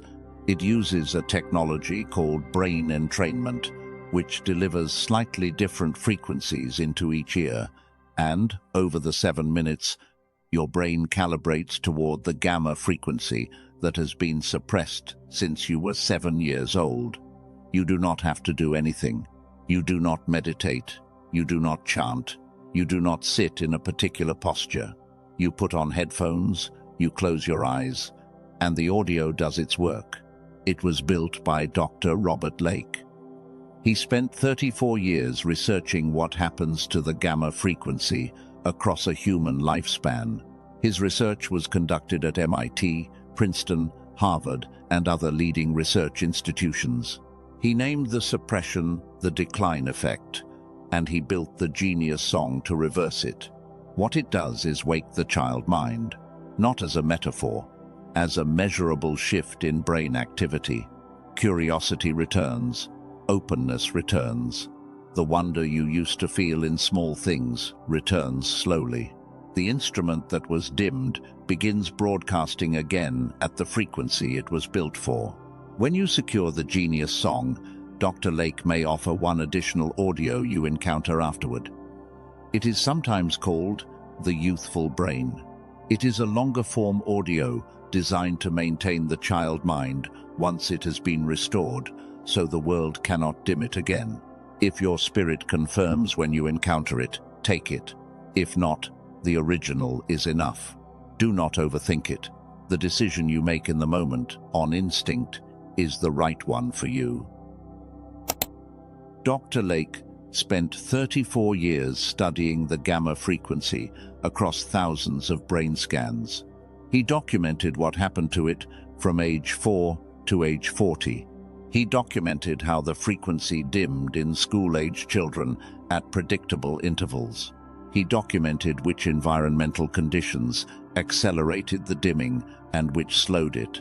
And he documented, in lab after lab, that the dimming was reversible. Brain entrainment, applied with the right binaural calibration, could restore the gamma frequency to levels measurable on equipment in adults who had not had access to it for decades. The Genius Song is the consumer-facing version of that research. The full institutional history is too dense for tonight. What matters is that the technology behind it has been peer-reviewed, the mechanism is established, and the applications have moved from laboratory to private consultation to, finally, accessible audio. The genius song addresses the decline effect, the first strand of the root. But the decline effect is not the only strand.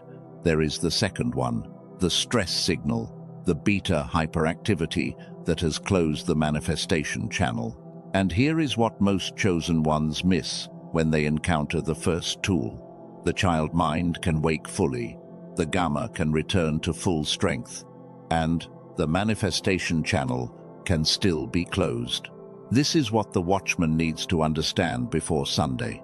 You can wake the child within you, and the child can still not reach for what is hers, because the beta noise is still drowning out the alpha frequency where receiving happens. The child wakes up curious, open, ready, but the channel through which the kingdom flows in is held shut by the adult survival mode that has been running underneath your life for years. The first wave is the wake. The second wave is the reach. Both are required. In that order. The teacher who said become like little children, then receive the kingdom, was not making two unrelated statements. He was describing a sequence. Become the child first, then receive. The reception cannot happen in the adult survival nervous system. The kingdom cannot enter through a channel held shut by beta. This is where the second researcher comes in. His name is Dr. Stephen Newton. Dr. Newton was an ex-Stanford neuroscientist whose research was conducted at Stanford, Boston University, Harvard, and other research institutions. His research traced a different path than Dr. Lake's, where Dr. Lake studied the dimming of gamma, Dr. Newton studied the closure of alpha. Where Dr. Lake mapped the decline effect, Dr. Newton mapped the stress signal. The two of them did not work together. They did not collaborate. They were independent researchers in separate institutions, following separate methodologies, arriving at convergent conclusions about the dual suppression in modern adult life. That convergence is what makes the work credible. When two independent traditions arrive at the same conclusion, the conclusion is no longer a theory. It is a finding. Dr. Newton built a tool called the wealth signal. It is a 5-minute digital audio. It includes a 9-word wealth script, which is an ancient Hindu technique that is over 3,000 years old, calibrated to the audio's frequency. The combination deactivates the beta hyperactivity in the nervous system and restores the alpha state, which is where the manifestation channel opens. The kingdom can flow in. The receiver becomes capable of receiving as the child receives, with open hands and trusting attention. I want to tell you about another woman before I go further. She was 52, a small business owner in Florida, taking care of her aging mother while running a company with 10 employees. Every morning, she woke up with what she described as a tightness in her chest, a knot of money worry that arrived before she opened her eyes. She had tried meditation for 6 months. The meditation helped during the meditation. The tightness was waiting for her the moment the meditation ended. She started using the wealth signal 3 weeks before the change became obvious. After the first week, the morning tightness was lighter. By the second week, she made a decision she had been postponing for 8 months. She raised her prices. She had been afraid to do it. She thought her clients would push back. The decision arrived on a Tuesday morning, fully formed, like an obvious next step. She did it. None of her clients pushed back. Her cash flow rose 22% that month. She told me, the wealth signal did not give me more confidence. It removed the panic that had been making me underprice for years. That is the work the wealth signal does. It does not add anything. It removes the noise. Once the noise is gone, the signal that was always there finally lands. When you secure the wealth signal, Dr. Newton may offer one additional audio you encounter afterward. It is sometimes called the wealth signal accelerator. It is designed to amplify the alpha state more deeply, so the manifestation channel arrives faster than the original audio alone delivers. If your spirit confirms when you see it, take it. If not, the original is enough. Trust your first read. Do not overthink it. And there is one more thing I want to mention before we cross into the path reveal. There are some chosen ones, the rare ones who walk this path the furthest, who end up holding both upsell amplifications together, both audios working at fuller strength alongside the originals. It is the path top watchmen tend to walk when their assignment requires deeper restoration than the originals can provide alone. I am not telling you to choose it. The originals are complete on their own. The combo path is for those whose particular work requires going deeper. Your spirit knows. Trust it. Here is what most chosen ones do not know about how the two tools work together. The genius song restores the child mind. The wealth signal opens the manifestation channel. They are different mechanisms. They address different strands of the root. They are not redundant. They are sequential. If you only use the wealth signal, you open a channel into a partially closed receiver. The kingdom flows in, but the child mind that was supposed to receive it is still asleep. So, the reception is muted. You feel better. You make better decisions. But the depth that was meant for you stays one layer down. If you only use the genius song, you wake the child mind into a closed channel. The wonder returns. The curiosity returns. But the reception is held shut by the stress signal. So the child wakes hungry and cannot reach for the food on the table. When the two are used together, in the right order, the restoration is complete. The child wakes first. Then the channel opens to receive. Both waves of the original heritage are restored. The watchman becomes a watchman with full instrument. The kingdom that was promised arrives, and the receiver is open enough to actually hold it. I want to stop and address some of the things you may already be thinking. You may be thinking, I have tried things like this before. That is fair. Most chosen ones I talk to have. The reason previous things did not hold is the reason we just walked through. They addressed one strand of the root, and the other strand pulled you back. The mutual reinforcement is what kept you stuck. This is the first time the two tools are addressing both strands together. That is structural, not promotional. You may be thinking, this sounds too good to be true. I understand. The combined number of chosen ones who have used these tools is close to 38,000. The refund rate across both tools is under 5%, which means over 95% of the people who used them kept using them. Numbers like that are uncommon. Numbers like that do not survive when something does not work. The numbers exist because the work is real. You may be thinking, I cannot afford another expense right now. That is a fair concern, and I am going to address it in a moment when we look at the three paths that are open to you. There is a path for almost any season. The honored entry point exists for a reason, and you may be thinking, why two tools and not one? The answer is the one we just walked through. There are two strands of the root, two suppressions, two restorations, both required. In sequence, the teacher who said, "Become like little children, then receive," was describing the order. There are three paths open to you, sitting on the page below this video. The first path is for the chosen ones whose child mind has fully slept for a long time, the ones who feel the gamma suppression most heavily. They start with the genius song alone. The first wave restoration, just the wake, the honored entry point. There is no shame in starting here.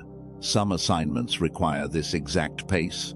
Some watchmen need to wake the child fully before any reception can be received. The second path is rare. It is for chosen ones with an active spiritual practice already in place, whose child mind has stayed awake despite the modern world, but whose manifestation channel is the one that is closed. They start with the wealth signal alone. The second wave reception. Most chosen ones do not fit this profile. If you are wondering whether it is yours, it probably is not. And that is not a judgment. That is honesty. This path is for the rare few. The third path is the one most chosen ones recognize as theirs. The complete restoration. Both tools, in sequence. The genius song first, to wake the child. The wealth signal second, to open the channel. The full two-wave stack. The complete child mind reversal. Restoration and reception compound. They do not simply add up. The child awoken inside a closed channel is half a restoration. The channel opened in a sleeping child is half a restoration. Together, in order, they are the full thing. Become like little children, then receive the kingdom. The teacher said it as a sequence. The research, 2,000 years later, confirmed the sequence. The path top chosen ones walk is the complete one because half measures in seasons like this one are not enough. The runway you have been given is small. Today is one day. Then comes another. Then Sunday. The days remaining are the days remaining. Whatever you receive tonight, you can begin Saturday morning. You can listen to the genius song twice between now and Sunday and feel the first wave begin. You can listen to the wealth signal once on Saturday afternoon and feel the channel start opening. By Sunday morning, the foundation is set. Not for some future season, for Sunday itself. This is not manufactured urgency. This is the actual timeline. The runway is what it is. There is one more thing I want to name before we get to the last beats. There are counterfeit versions of both of these audios floating around. There are sites that have used the names without the technology. There are imitations that play normal sounds without the brain entrainment that does the actual work. There are companies that have tried to copy the format without owning the underlying research.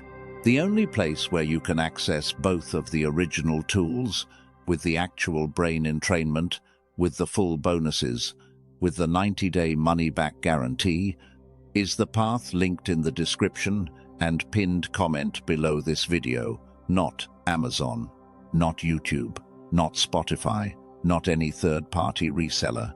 The link below is the only door that leads to the originals. Protect yourself. The counterfeits will not do the work. The work matters too much for the counterfeit to be acceptable. Take a breath. Place your hand on your chest, gently, just for a moment, not to fix anything, just to be present with where you are. The decision in front of you is not a pricing decision. The decision is, which path is mine? All three are honored. Restoration alone is honored. Reception alone, for the rare ones, is honored. Complete restoration, for those who are ready, is honored. Your spirit knows which one. Sit with it for a few seconds before you move. Do not let your mind argue you out of what your spirit is already saying. The three doors are below. In the description, in the pinned comment, the one that calls you is the one you walk through. 3 paths, 3 doors. The path that is yours is the one you feel pulling at you right now, in this moment, before any second guess arrives. Step into the one that calls you. The answer is in your description and your pinned comment. Both. Same path. 2 ways to find it. I hear the Spirit saying, before we go any further, listen to me, child of the unseen lineage. I have not built this for the masses. I have built this for the watchman. What you have just heard was not a promotion. It was a continuation of the teaching that began an hour and a half ago. The tools are part of the work. The work is the assignment. The assignment is yours. I am not in a hurry. I have been waiting for you. I am still waiting for you. Whatever you decide tonight, the heavens are with you. Sunday morning. The path you take is the path that was always going to be yours. Choose it without fear.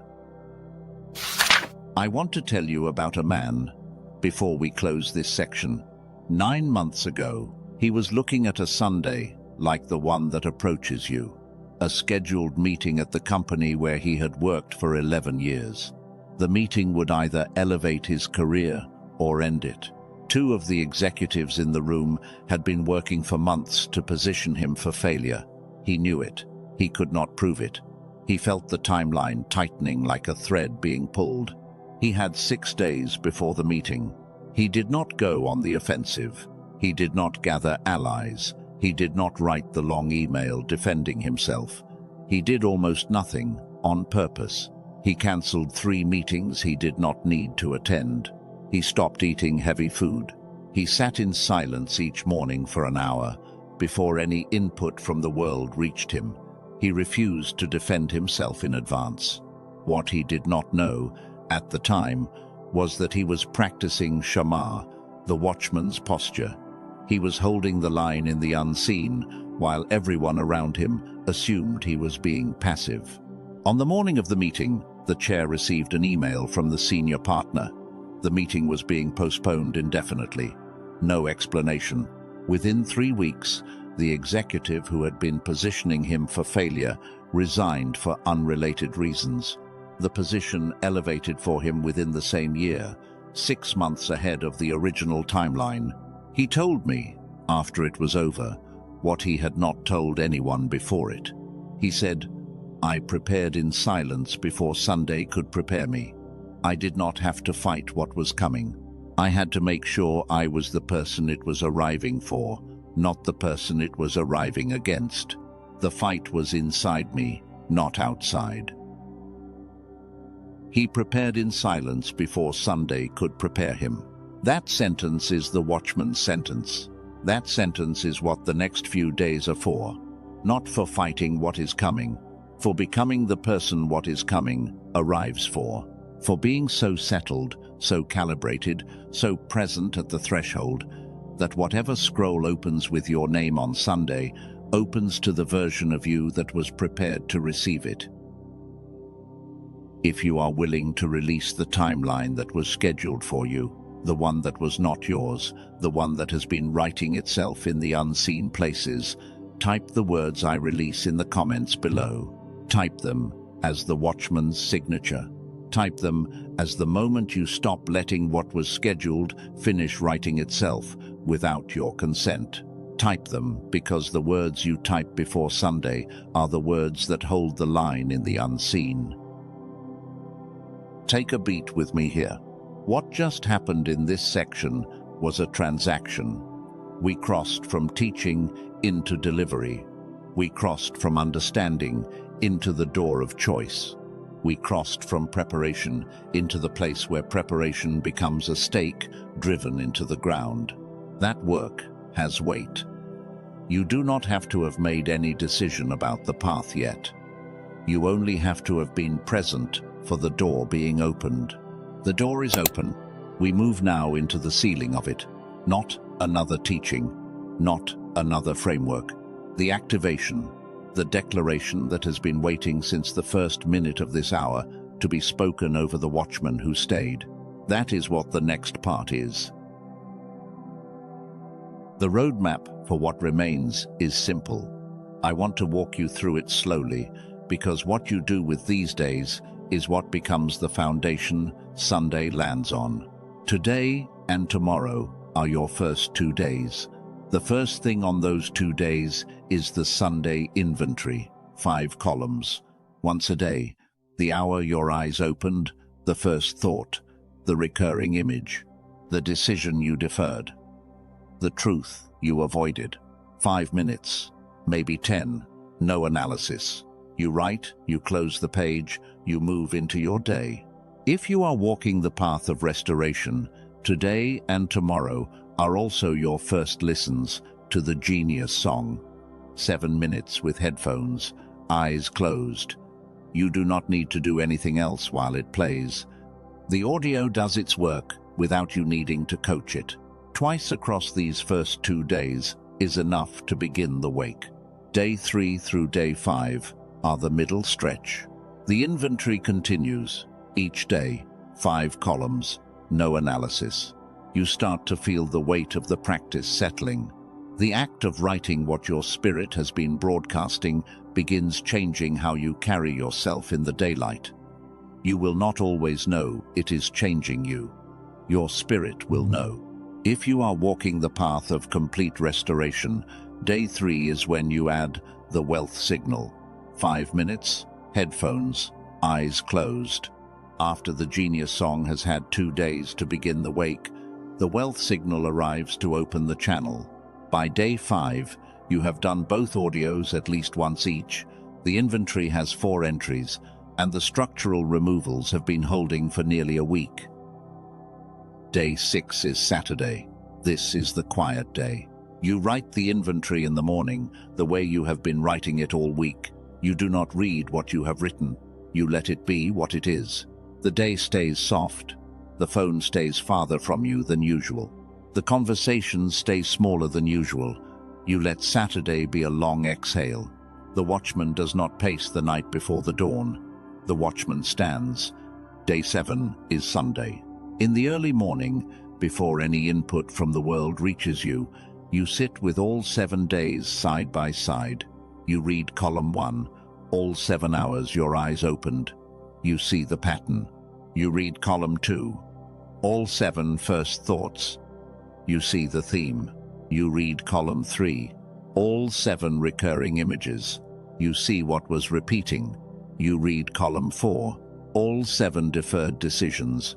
You see which one keeps coming back. You read column 5, all 7 truths you avoided. You see which one is asking for integration. Then you put the page down. You do not act on any of it that morning. You walk through Sunday from the watchman's posture. You observe, you notice, you let what unfolds unfold. You are not there to control the day. You are there to be present at the threshold when the day arrives. What you do not do is also part of the preparation. You do not announce the work you have been doing. You do not explain to anyone what you have been writing in the inventory. You do not defend any of it. If someone questions a quietness you have been carrying this week, the work is private. The work stays private through Sunday at least. After Sunday, you can do what you want with it. Until then, the silence around the work is part of what makes the work hold. I want to address what some of you are already worrying about. Some of you are wondering, what if Saturday arrives and I feel less prepared than I do right now? That is a real fear. I want to tell you the truth about it. The middle of preparation always feels worse than the beginning. The beginning has the rush of starting something. The middle has only the work, without the spark. By Friday afternoon, some of you will feel a kind of low-grade discouragement. You will wonder if the practice is doing anything. You will wonder if you are doing it right. You will wonder if you should have done more. Notice the wondering. Do not act on it. The discouragement on day 5 is structural. It is part of the calibration. The watchman who quits on day 5 never sees what arrives on day 7. Some of you are wondering, what if I miss a day of the inventory? Miss it. Pick it up the next day. Do not catch up. Do not double the next day. The point of the inventory is consistency, not completion. A 6-day inventory with 1 missing day is a real artifact. A 7-day inventory written in 3 sessions of guilt-driven catch-up is not a real artifact. If you miss a day, write the next day's entry honestly, including the truth that you missed yesterday. That truth itself is part of the data. Some of you are wondering, what if Sunday comes and nothing happens? I want to be clear with you, because I would rather tell you the truth than tell you a comfortable lie. I cannot tell you what will specifically happen on Sunday. I am not in the business of fabricating prophecy. What I can tell you is the pattern this week has followed. And the pattern matters even if Sunday looks unremarkable to anyone watching from the outside. The shifts that matter most often arrive in the smallest moments. The decision made in passing. The conversation that was not as bad as you feared. the peace that arrived without an event to explain it. The quiet realization on Sunday afternoon that something has loosened. If your particular Sunday does not match this exact arc, hold the message loosely. Different chosen ones are on different timelines, and not every shift announces itself on schedule. The work you are doing is real, either way. The instrument is being calibrated either way. What you are receiving on Sunday may arrive next Wednesday. What you are receiving next Wednesday may already have arrived inside you and just be waiting for circumstances to catch up. Take a small action with me before we go further. Press the like button. Gently, not for me. So this message can find another watchman somewhere else in the world whose week has felt the same as yours. There is someone right now scrolling through their feed who needs to hear what you have just heard. Your one quiet press of that button is the door that opens for them. That is all. The watchman who has been seen wants the next watchman to be seen too. I want you to notice something before we cross into the closing. You have been listening to this voice for a long time now. Most messages do not survive 10 minutes of attention. This one has survived almost 2 hours of yours. That is not a small fact. That is not a casual thing. Something in your spirit has decided that this hour was worth the rest of your evening and the rest of your week and the rest of whatever else was competing for the same span of time. That decision is being recorded. I want to slow down for a moment before we move toward the ceiling. Some of you have been pushing through this with focus, taking notes, holding the framework in your head. Some of you have been listening with eyes closed, letting the words land where they want to land. Some of you have been doing both at different points. Wherever you are, set it down for 1 minute. Do not try to hold it. Do not try to remember it. There is gratitude appropriate to a moment like this one, not to me, to the part of you that stayed, to the part of you that did not let the world pull you off this hour, to the part of you that recognized something in this voice, that asked to be received in full. That part of you is the watchman. That part of you is the part the heavens have been speaking to all week. That part of you is what is being prepared. Sit with the gratitude for a beat. Even if gratitude is not the word your nervous system reaches for first. The word does not have to be gratitude. The word can be relief. The word can be recognition. The word can be tired. Whatever word fits. Just sit there for a moment. Remember, at the very beginning of this hour, I told you that before this message ended, you would speak and have spoken over you. The declaration that seals what has been chosen for you on Sunday morning. That moment is now. Stay close. Do not let your spirit wander away in the next minutes. Do not pick up your phone. Do not reach for another tab. Do not let the dishes call you back into the kitchen. The next minutes are not teaching. They are not framework. They are not promotion. They are sealing. What follows is shorter than what came before, but it carries more weight than anything else in this hour. The teaching prepared the ground. The framework prepared the hands. What comes next is the seed being planted in the ground that was prepared. Stay where you are. If you are ready, type the words, "I am the watchman," in the comments below. Type them as your stake driven all the way into the ground. Type them as the conscious mind agreeing, in writing, with what the spirit has been saying for years. Type them because words you put down on the page hold weight that words you only think do not. The watchman has been a word in the air all night. Make it a word on the page now. Drop it in the comments. In your mind, not in your body, I want you to stand. Wherever you are physically, lying on a couch, sitting in a car, lying in bed, walking somewhere, do not move. Stand in your mind only. Picture yourself, in your imagination, rising from where you are and stepping into a different place. Picture a high stone wall at the edge of an old city, the hour just before Sunday's dawn. The sky has not turned yet. The light is grey and cold. You are standing at the wall. Your hands are on the cold stone railing. Your feet are still. You are looking out toward the horizon, where the line between the sky and the earth has not yet decided what it will become. Behind you, all the days of preparation. Behind you, the Sunday inventory in your handwriting.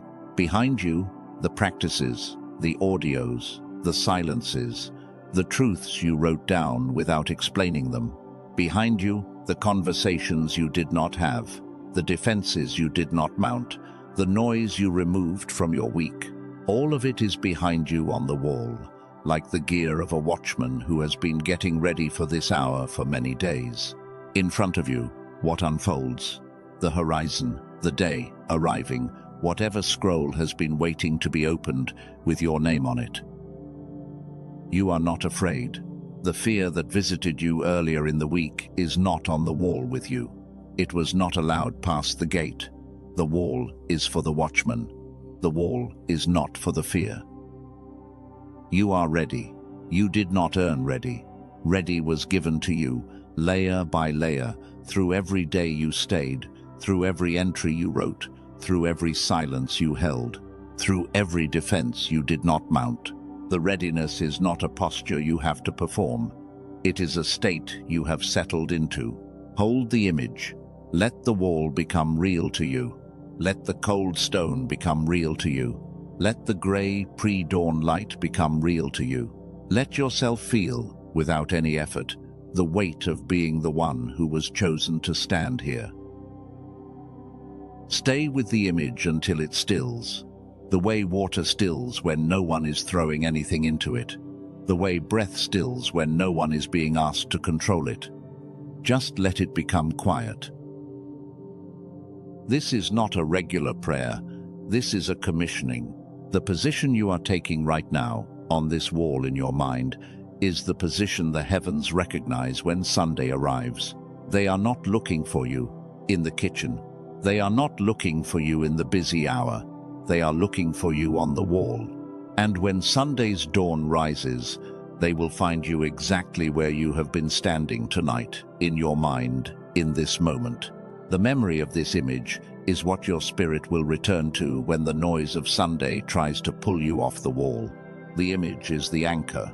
Carry it into the days remaining.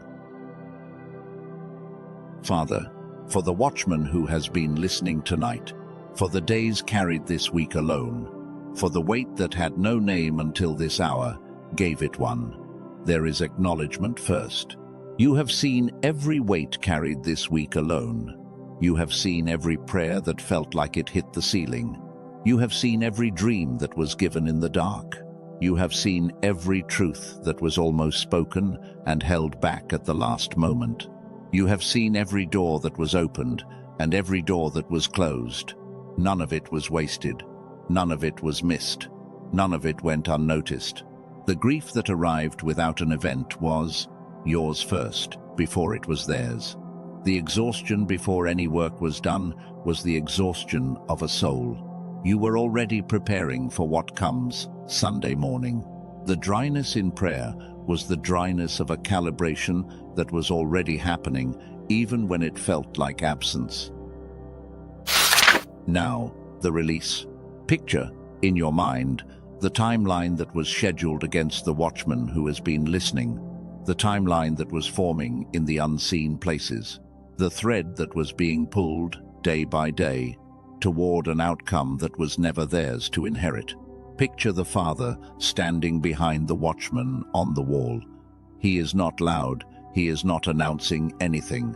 He simply reaches forward, takes the thread between his hands, and cuts it. The thread falls. What was scheduled is no longer scheduled. What was being written has been interrupted. What was forming has been undone, not by force, by the simple authority of the one who has the right to cut the threads on the lives of his own. The watchman does not have to do this. The watchman has only to allow it. Now, the declaration. Speak it with me, not loud, with weight. I am the watchman. I am the cycle breaker. I am the one who walks into Sunday prepared. I am not who I was last Sunday. I am not who fear told me I would become this Sunday. I am not the version of me that was scheduled for collapse. I am not the version of me that the noise tried to keep asleep. I am not the version of me that the world was closing year by year since I was 7 years old. I am the watchman the heavens prepared for this exact hour. I am the cycle breaker, the line in the sand, the threshold keeper. I am the one who shamas when others sleep. I am the one who stayed when others scrolled. I am the one who wrote down what others left in the dark. I am awake. I am sealed. I am ready. The seal holds. The declaration is made. Whatever has been spoken over the watchman in the unseen places is now spoken over the watchman in the seen ones. What is loosed is loosed. What is bound is bound. What was scheduled is no longer the schedule. The new line is the line the watchman is standing on. And so it is sealed. In the name of the Father who has not been silent. In the name of the Son who knew what it meant to keep watch the night before the hour. In the name of the Spirit who has been the messenger pushing through the interference all week, the work is done. The watchman is set. Sunday will find what was prepared for it. Amen. Stay still for a moment. Do not rush the moment that just passed. Some moments are meant to be sat with, not finished. If this message brought clarity to confusion, if it brought peace to chaos, if it brought confirmation to what you have been feeling but could not name, let your like be your amen without words. A quiet press of the button, a small agreement made between you and the heavens that the message landed where it was meant to land. Stay connected. There are more messages being prepared for what you are about to walk into. The seasons after Sunday will have their own preparations, their own warnings, their own activations. Stay close, so the next word the Father prepares for your season can find you when it is ready. The watchman does not walk this path alone. The watchman walks alongside other watchmen. The path stays open as long as you stay close. If your spirit is still calling toward the path of preparation, the 3 doors remain. Below this video, in the description, in the pinned comment, restoration, reception, complete restoration. Step into the one that calls you. The one that is yours will pull at you without your permission. Trust the pull. And one more thing. Was there someone who came to mind while you were listening tonight? Maybe more than once.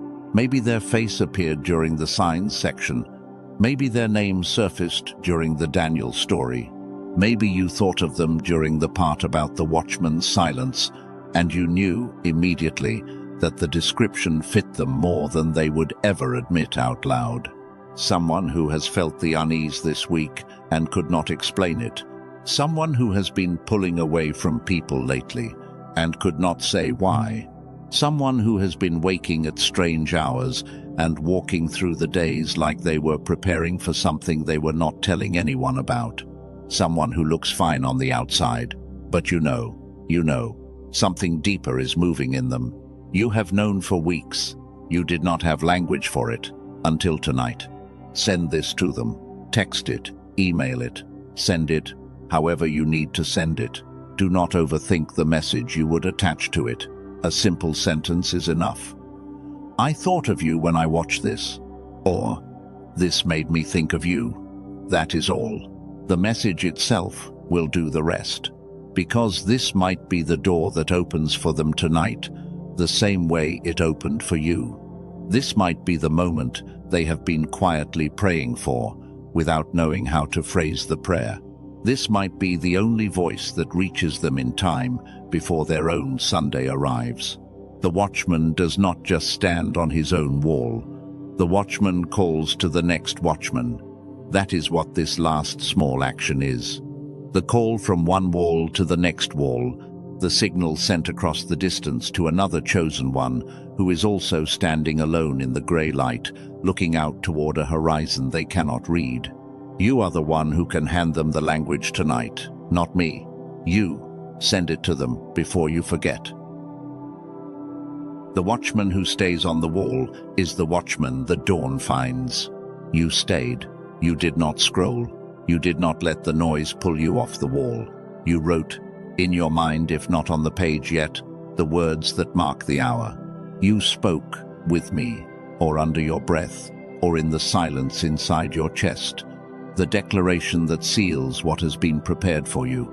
You did the work that no one outside of this hour will see, and the work that no one outside of this hour needed to see for the work to be real. The Father has watched you do it. The Spirit has been the wind moving across the wall while you stood. The Son has stood beside you, the way he stood with the disciples in the garden, the way he stands with every chosen one who keeps watch in the hour before what comes. You are not alone. You have never been alone. The aloneness was the cost of the work, not the truth of the situation. The truth of the situation is that the wall has always been crowded with the unseen company assigned to your path. They are with you. They are with you in the days remaining. They will be with you when Sunday arrives. Walk into the rest of this week without fear. Walk in with full clarity. Walk in as the watchman the heavens prepared. The threshold is yours. The watch is yours. The dawn is yours. And so it is. Amen.